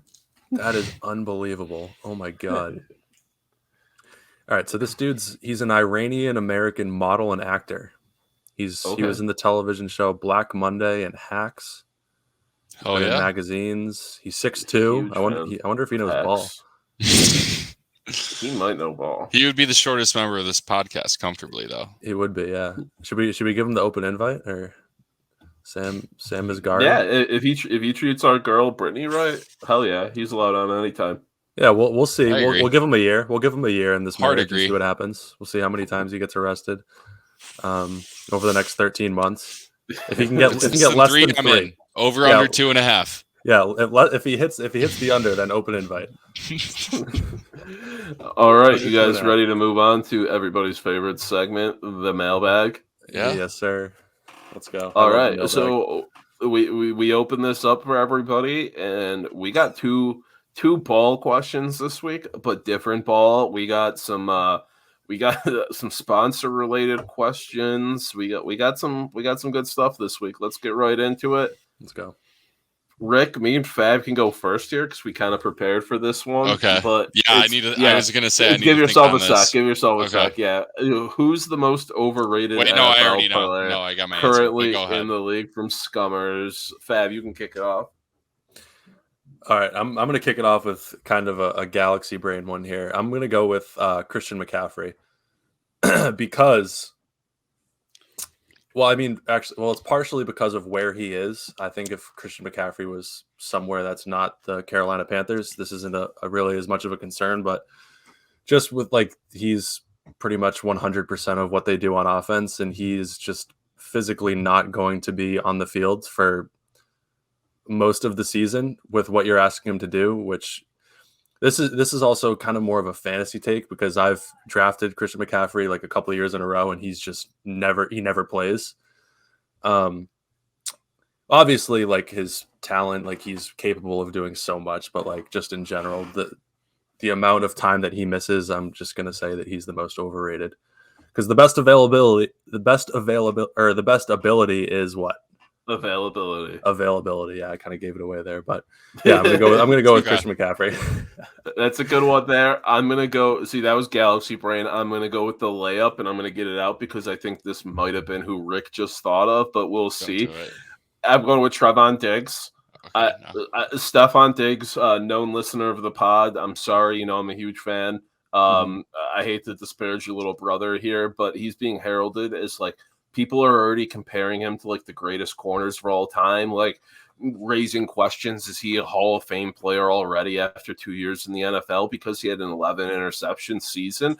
And yeah, it's cool. He's an exciting playmaker. I think he could be like a really good corner, but is he a really good corner right now? No. Yeah. Gives up most receiving yards in the NFL. Gives up a lot of receiving yards from what I see and a lot of catches. And yeah, because he attacks not the things ball. You want a corner to be doing. Yeah, a lot of corners in the NFL will get 11 interceptions in the season if they just don't give a shit what happens if they don't pick off the ball. He'll jump every route he sees, and then he'll leave him out of position, and the guy will catch the ball and run it for 80 yards. He didn't even allow that many receptions. I mean, 10th most in the NFL, still a lot, but it's like a lot of yards coming out of those 53 catches for 962 yards. That just shows you him getting burned. Mm-hmm. And I know Sweet T's listening to this. This is going to be this is right up his wheelhouse here. We're talking cornerbacks, but a lockdown corner, like you're not going to see much, like because you're locking down, you're not going to see much action. Like the ball is not being thrown your way a whole lot if you're doing your job. It's super annoying that it's the same as it's in every sport. It's people that just look at box scores, like they see the interception number. The same people in basketball, they go and look at how many points you scored, and that's how they're going to judge whether you're good or bad. It's just so stupid and annoying. But yeah, it's a great pick. Yeah, my pick came to me pretty much immediately.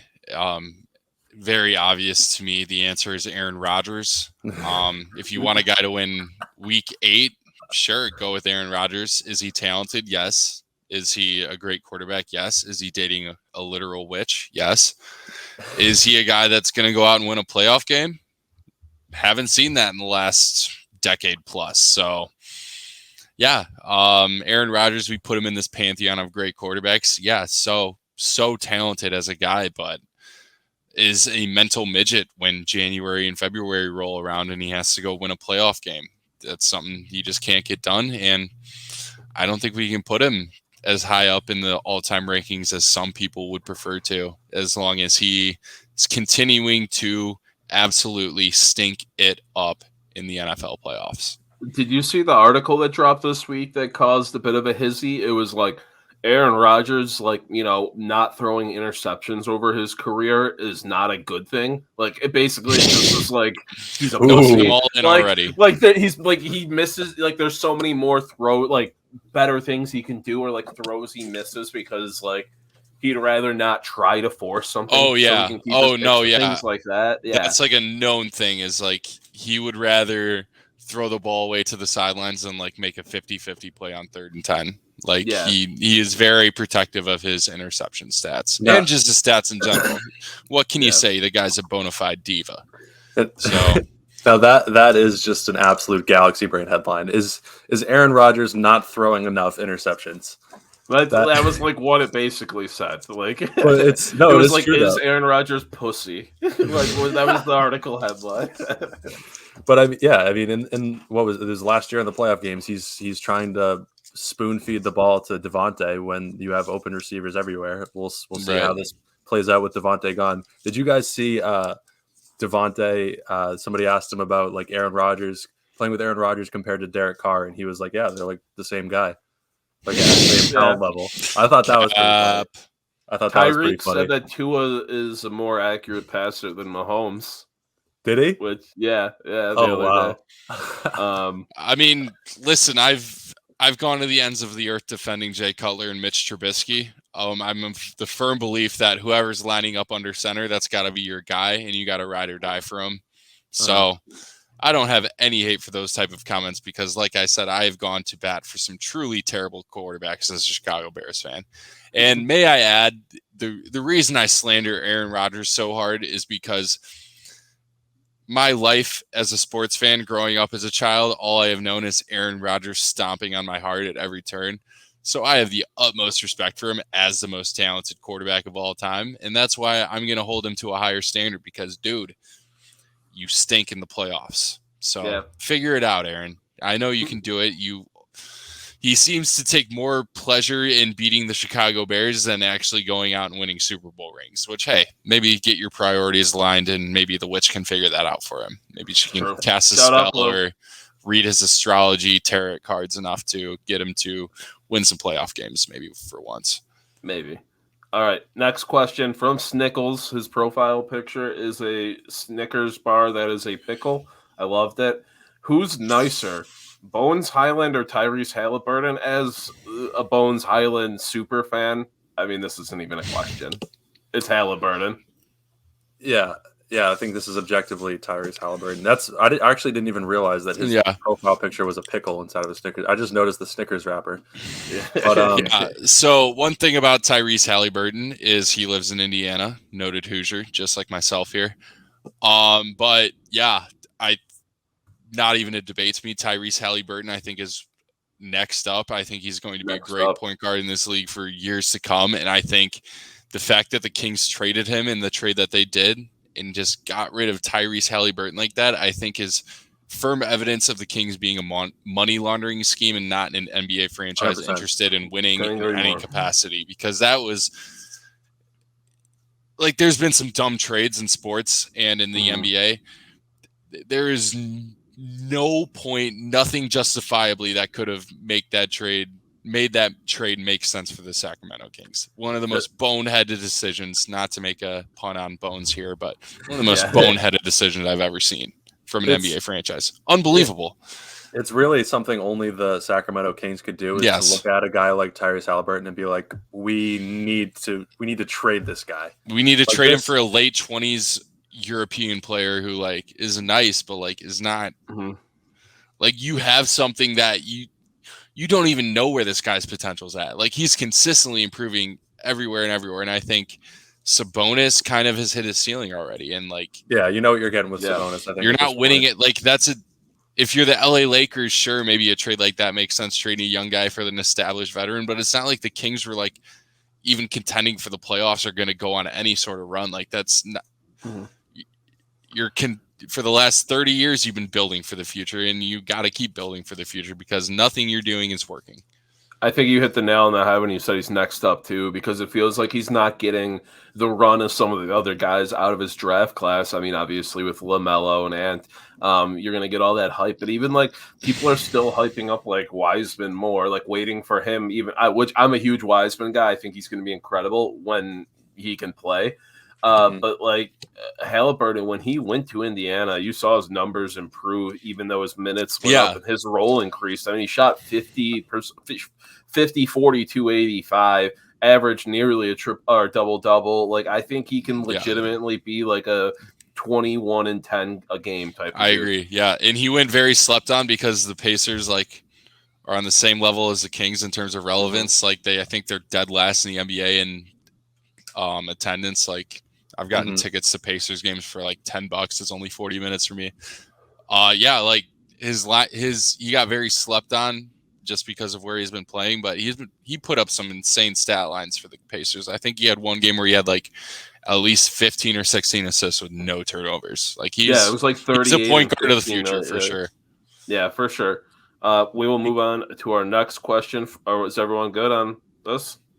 We didn't even talk Bones. Bones, I think, is going to be a great. Oh, yeah. No disrespect to bench. Bones. Yeah. These are just two different caliber players. And I think Bones is going to be a bench guy for the Nuggets for the next 2 to 3 years. Which is well, he's, so he'll have time to grow, but not right now. Next question from our very good friend JVC. We love him here. Hey, another. Hopefully, we can get him on Fortnite when we hop off because I think we're all playing video games for the rest of our night. Yes, we are. I might grab some dinner after this, but I'll be on. Yeah, I got dinner waiting for me actually. So three more questions or 2 after this. We're good to go. I'll eat up. Game on, but. How many games will the Bears, Pats, and Bills win next year, respectively, from JVC? Let's just each take our own team. Fab? I think that was the entire. Yeah. Crazy Mir. I don't think it was a coincidence he asked for these 3 teams specifically. I thought he wanted my Bears take. Yeah, big Justin Fields guy. Well, I think we can all agree not good in terms of record there, but yeah, Fab. Let's hear about the Pats. And why they're going to win the 7th championship because you're a Boston sports fan, and that's the only take you could possibly have is that they're going to win the Super Bowl somehow. Oh, listen, I've been kind of back and forth on the page because I'm laser focused on the Celtics, but I've been out of the corner of my eye peeking at Patriots media, the Mac Jones hype, which the Mac Jones hype has been. He is getting 2 hands jerked off by everybody in Patriots media. So one night I was looking through like the team, like the win totals for next year. Patriots are at 8.5, hammered the over. And then the schedule dropped. I looked at the schedule and I was like, I don't like over 8.5. So I went back and forth with the Bet Online guys, got that bet voided because I hated over 8.5. I think I'm gonna go with 9 wins. I think the 8.5 will just win. We're gonna win 9 games next year. Okay, wait. In looking at the Bears' schedule, I'm seeing we have the AFC East this year. Yes, the Bears are playing at New England, and then the Bills are coming to town on Christmas Eve. Yes, so I know MereKat is desperately looking Santa's coming to town. Ditch the family on Christmas Eve and come out to Chicago to hang with me. I think I could ditch my family as well for that. But October 24th in Foxborough. Maybe that's the time I lose my Boston virginity, Fab. I don't know. Yeah, I mean, you look at Mac Jones versus Justin Fields. That is just that's prime time football right there. That's something you don't want to miss. Get ready to watch that be the matchup in the next 10 Super Bowls. Yep. By the way, I'm actually when is that game? The magic and bird of our generation is going to be Jones versus Fields, and I have no qualms in saying that. No disrespect to Josh Allen, but yeah, only one can come out of the AFC. I suppose I would be fine if you guys split the AFC for the next 10 years and Justin Fields just go ahead and handle. I think NFC. I said that to Fab at one point last season when it was that would be fine respect. with me. I was like, let's just trade the AFC, or we'll each make the playoffs. One of us gets the wild card, then But yeah, last year. Mir, that's actually a bummer that's happening on Christmas Eve because we would definitely have a time in Chicago. 100%. But I love Dell wasn't looking. Goodell, I know you listen to the pod. Why can you maybe bump that game around some wiggle room in the schedule? Right. But if you would have told me thanks, Raj. Even 3 years ago, the Bills would be having 8 primetime or 7 primetime games in a season, I would have told you to fuck off. The Bills becoming a premier team is so sick. Opening the season at the Rams is going to be sick. That's one of the only games I'm kind of concerned with. But are the Rams really that good? I don't know. I think it's a travesty if the Bills don't win at least 12 games this year. There's going to be some injuries. There's going to be some whatever we deal with, but I'm going with 13-5. There's 18 or 17 games now. 13-4. That's my prediction. Okay. Yeah, I mean, if I'm a Bills fan, it's Super Bowl or bust for me. Allen, how many years has he got left on the rookie deal? We re-signed him. this offseason. When does that contract kick in, though? I think it already started. The way Brandon Bean, our GM's a Let me look magician, this he makes up. any money work. Like everybody sees Von Miller. What was the deal? 5 or 6 for 120 million, 5, whatever. Everybody's like, the Bills are giving Von Miller 30 million a year till he's like 43 years old. The deal is literally like a 3-year, like $58 million deal. Brandon Bean is a genius. He makes everything work. Josh Allen's money isn't even that crazy. Yeah. Hold up. So this is my point, this is my point, though, is I think the model kind of that we've seen in the NFL that works most consistently is you get a quarterback, you cross your fingers that he's good on his rookie deal. Oh, yeah. Like you draft a quarterback and you build a team around him and you spend out the ass while your franchise QB is still on a rookie deal. So this is Josh Allen. It looks like his last year on the 5-year rookie deal.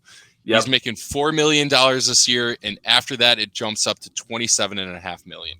Yep, 27, 23 so, yeah, and a half, I mean, 14. We all know the salary cap is fake. We have all seen what the Rams are doing out there in LA, those scumbags. We all know, and like you said, Bean's a magician. He'll figure something out.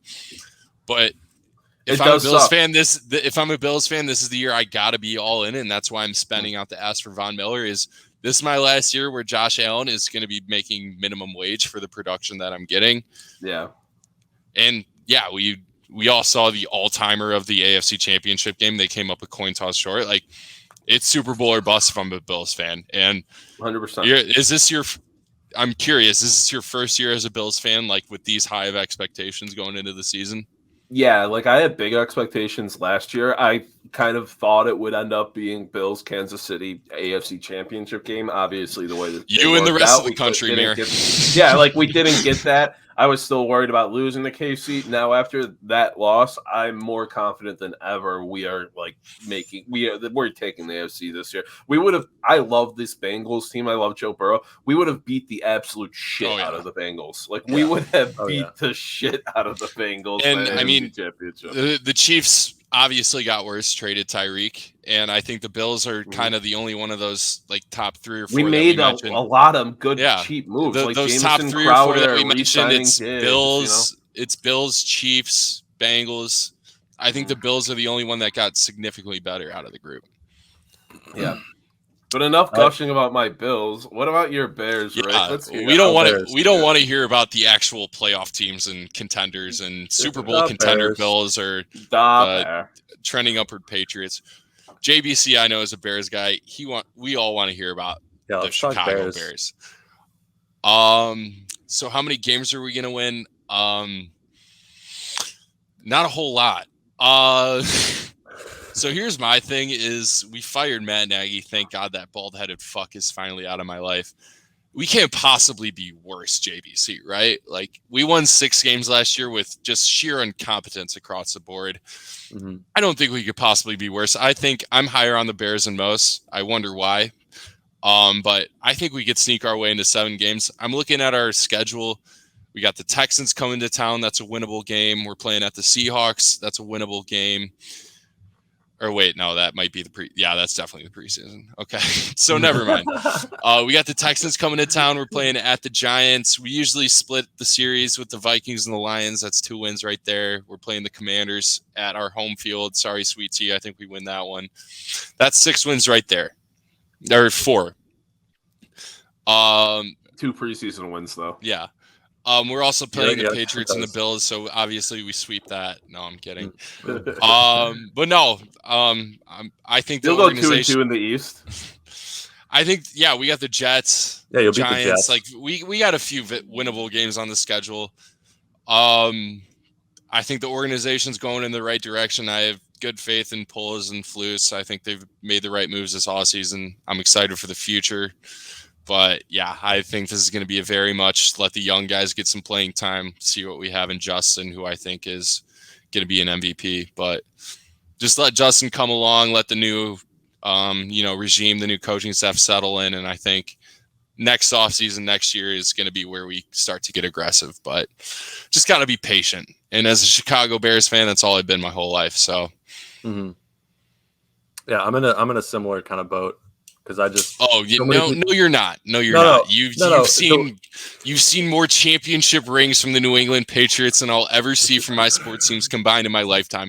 I don't ever want to hear you complain. I don't ever want to hear any sort of comparison between us at all. I'm starving for a Chicago Bears Super Bowl. I would give an appendage right now to see a Chicago Bears Super Bowl.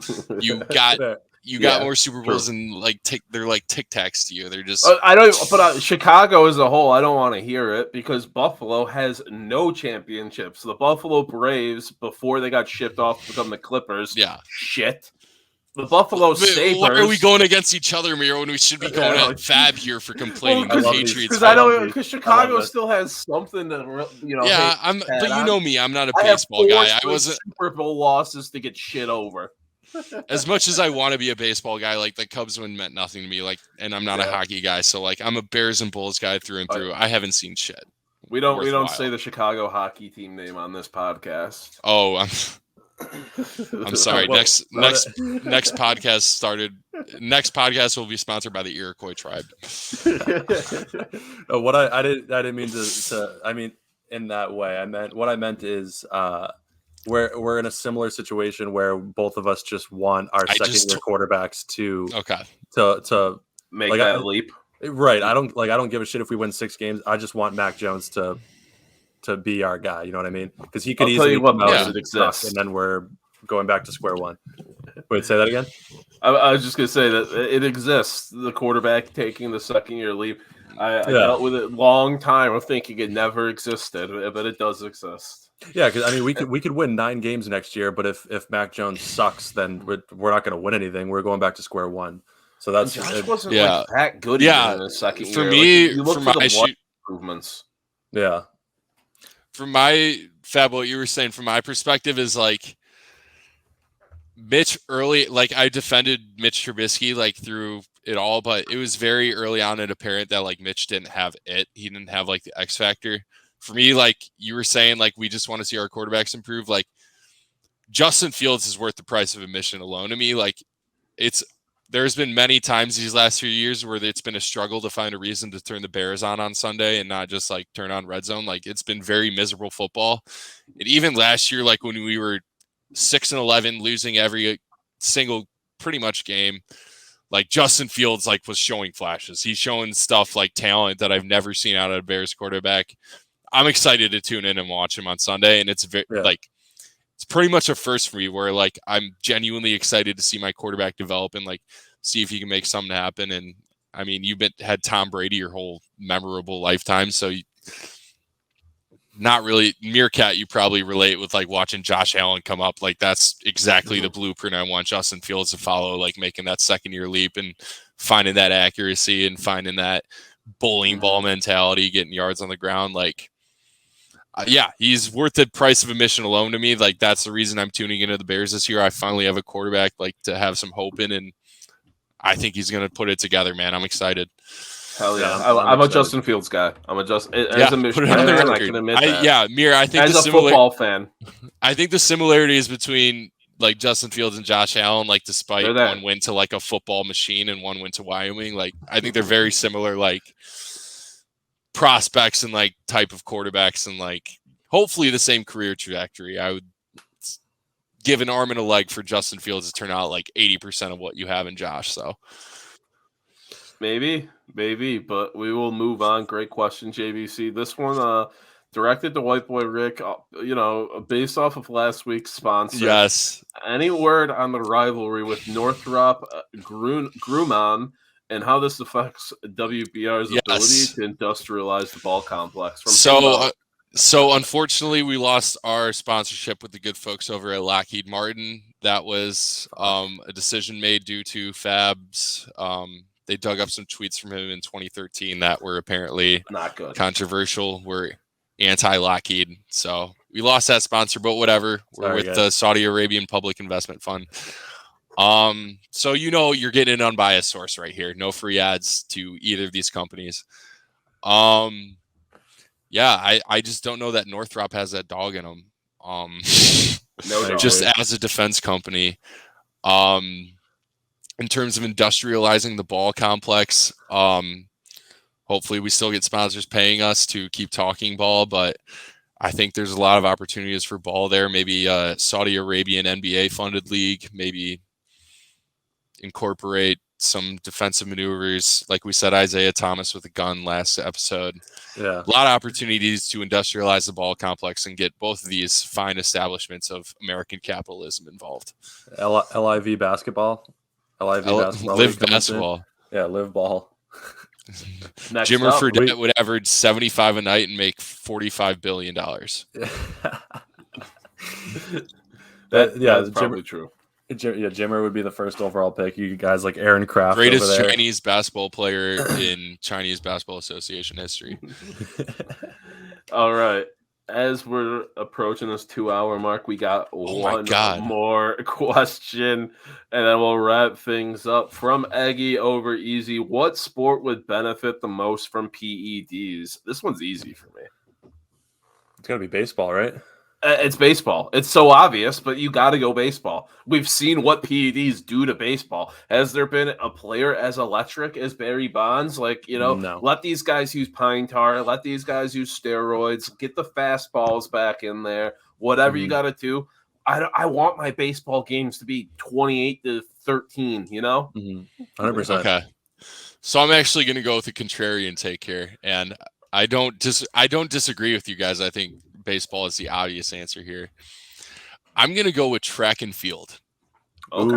I've long been of the opinion that there needs to be a steroid-friendly Olympics, and we need to just have a worldwide international display of what the human body can accomplish if we actually let them roid up. I actually think roids should be allowed in every sport. Let's see how far we can crank this shit. But regardless, I've always thought there should be a roided up Olympics, and let's see how fast humans can go. Let's see Usain Bolt on HGH and see him run the 100-meter dash in 4 seconds and then have his heart explode. Track and field would be, and it would be the Olympics. So every 4 years, so there's hype built around it. You have a lot of time to juice up or decycle or manage it well. I don't know. I always thought Summer Olympics on roids would be amazingly hype. Yeah, and I've never understood that too, because when it's clear that most of these leagues don't give a shit about the bodies and the longevity of these players and what they're putting. If you get injured, you're getting pumped with opioids and I feel like we should they should be allowed to put whatever they want in their bodies to unlock the maximum potential of whatever they want to do. Why not? It doesn't make any sense. Obviously they don't give a shit. If you're not going to be able to walk when you're 30. They should be able to put whatever you want in your body. Let's get the product. If the player wants to do it and they're going to face whatever consequences or whatever long-term effects from what they're putting in their bodies, that's on them. They did it because they wanted to. And the way I understand it, HGH is not so much so you just inject it and become jacked. It more so helps you recover and promotes that longevity, like you've been saying. I don't want to come out as too pro steroids because there's obviously a ton of negative side effects. The way I understand it, most of the guys who get involved with HGH, they start doing it to recover from injuries and recover from stuff and maintain that peak performance rather than just get as cartoonishly jacked as humanly possible. So I agree, especially in the terms of what you mentioned, recovering and maintaining that longevity. Why not, man? Yeah, that's back to what was it, Peyton Manning, or was it Ray? It might have been Peyton Manning and Ray Lewis with the deer antler spray or whatever. They're trying to come back.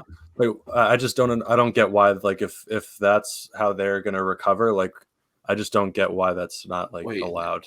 I do have a big question about that though. What the fuck was that? Back when it happened, I'm are these guys spraying it in their mouths? Are they injecting it? Do you smoke it? Am I an idiot? What do you guys know what the fuck you do with deer antlers? Do you spray it on the injury and it goes through the skin? I don't know. I think you roll up a deer antler spliff and you smoke it pregame. Right. I'm gonna look it up right now. I've also never understood what that could possibly be. And speaking of letting HGH and stuff in, and sprays. Why doesn't every sport just have the spray that they have at the World Cup whenever a soccer player gets hurt? Like a guy will snap his ankle in half and they'll run up with like that unmarked can and spray his ankle. Yeah. And he's sprinting, like even with a broken ankle, he's totally fine.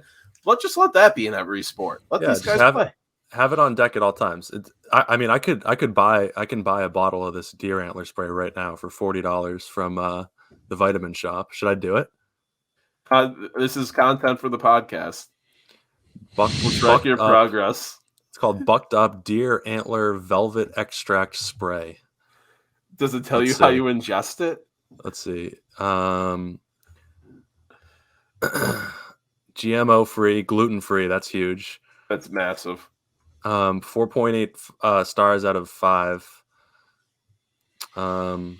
There's no like information. We can read the comments. I found it. Love this product. Helps me recover so much quicker. So it seems like, it's post-workout, like recovery, strength, libido. You spray it 5 times under your tongue and let it sit. I'm very tempted to buy this right now. Please try it out for the pod. I think you're on Merit. Don't forget you're on 5K watch, so you might need it. That's true. That is true. Is this going to fuck my body up, though? Fab live streaming himself Just running like a 5K and spraying himself with failure. deer antler spray post Celtics finals loss would be historic content. All right, you know what? Not to speak anything into existence, but I'm going to buy it, and then I'm going to do the research. Because if I do the research, then I'm going to get too scared. I'm not going to buy it. Yeah, it's definitely good. It's definitely great for like your liver and stuff like that, I'm sure. Yeah, and don't do this at home. You should do your research before you buy things. Peyton Manning did it. It's fine. All right. Yeah, it really is wife did it. I bought it. He bought it. 7 to 10 business days. There we go. That'll I'm sure will be good content of me. Perhaps. Wait, do you think I'm gonna get kicked out of my men's league if I use this? Oh shit! I hope nobody in your men's league watches this because they might test you. Fab drops 50 and 25 in the intramural league and gets drug tested. I'm gonna bring this shit with like me. in dodgeball with the like Girl Scout on steroids. Every time I get taken out of a game, I'm gonna spray some deer antler spray under my tongue and go right back out there. I mean, I'm actually very excited for this. I'm willing to use my body as a. If it's good, I'm gonna get some for myself, dude. I'll slut myself out for content any day of the week. This could be the potential sponsor, by the way. You know, look, Don't spoil the next episode, Mere. Oh, okay. We've already been in deep DMs with big deer antler spray. So this company also has a pre-workout with the logo is a deer, but inside the deer is an American flag, and it's called Woke AF. Warning: high stimulant. I'm not even sure if this is a legal website that I'm on right now. Woke AF. Woke AF. With pre-workout a flag inside a skull. I love that. This is wow. Okay. So if this show doesn't exist from this site, please. Yeah, like if we have to cancel this show because I'm in critical condition, then you guys will know why. Let's see. Increases sexual desire. So that's this is the deer antler spray. It high blood pressure increases sexual desire, asthma, and many other conditions. So it increases your asthma, which it'll give you asthma if you don't have it. So that's kind of cool. Oh wait, you use it for asthma, and it fixes your high blood pressure, which I actually have. So this might be perfect for me. I might have just cured my entire body. You're a deer antler guy. You're all in. Yeah, with this one-time $39.99 purchase, you could also cure your high blood pressure, sexual desire, asthma, and many other conditions. But and then it says at the end, but there is no good scientific evidence to support this. No good. No, it's all bad science. Just a nice asterisk at the end there. That's a great way to end the pod, is getting Fab hooked on possibly illicit, illegal deer antler spray. So do you think would I be allowed to? I could probably do that on the pod. So next week or on the pod, I'm gonna spray some deer antler spray under my tongue, and we'll see what happens. We'll track your progress from beginning to end of the pod. Yeah. All right. Yeah, this is exciting. Hell yeah. You got anything else? Around 2 hours here? Yeah, I think 2 hours is probably a good cutoff. Yeah. The people are going to love this. 2 hours of action. This was the Rick and Fab No Ball podcast. Thank you all for tuning in. Yes, 5-star reviews. So keep leaving the reviews. We need more for it to actually show. You guys are crushing it. Liking, watching everything, downloading. Buzzsprout said we'd get 0 downloads. We're almost at 100. They could suck us. Let's go. Make sure you follow the podcast on like your podcasting wherever you listen to podcasts. Follow and download, follow, leave a review. We like you hate hearing it in the podcast when you're listening, but then when you're on a podcast, you realize, holy shit, this is everything that matters. Please, people, do this. So we hope you enjoyed. Appreciate you guys. Love you. Hey, it's Rick and Fab. Huh? It's Rick and Fab. What? It's Rick and Fab. It's Rick and Fab breaking balls. Takes me up the walls. Talking all that shit that make you wanna get involved. They no ball. Rick and Fab no ball. Look, when you wanna talk ball, tell me who you call. I know it's Rick and Fab got it all. They no ball. Look, Rick and Fab no ball. Yeah.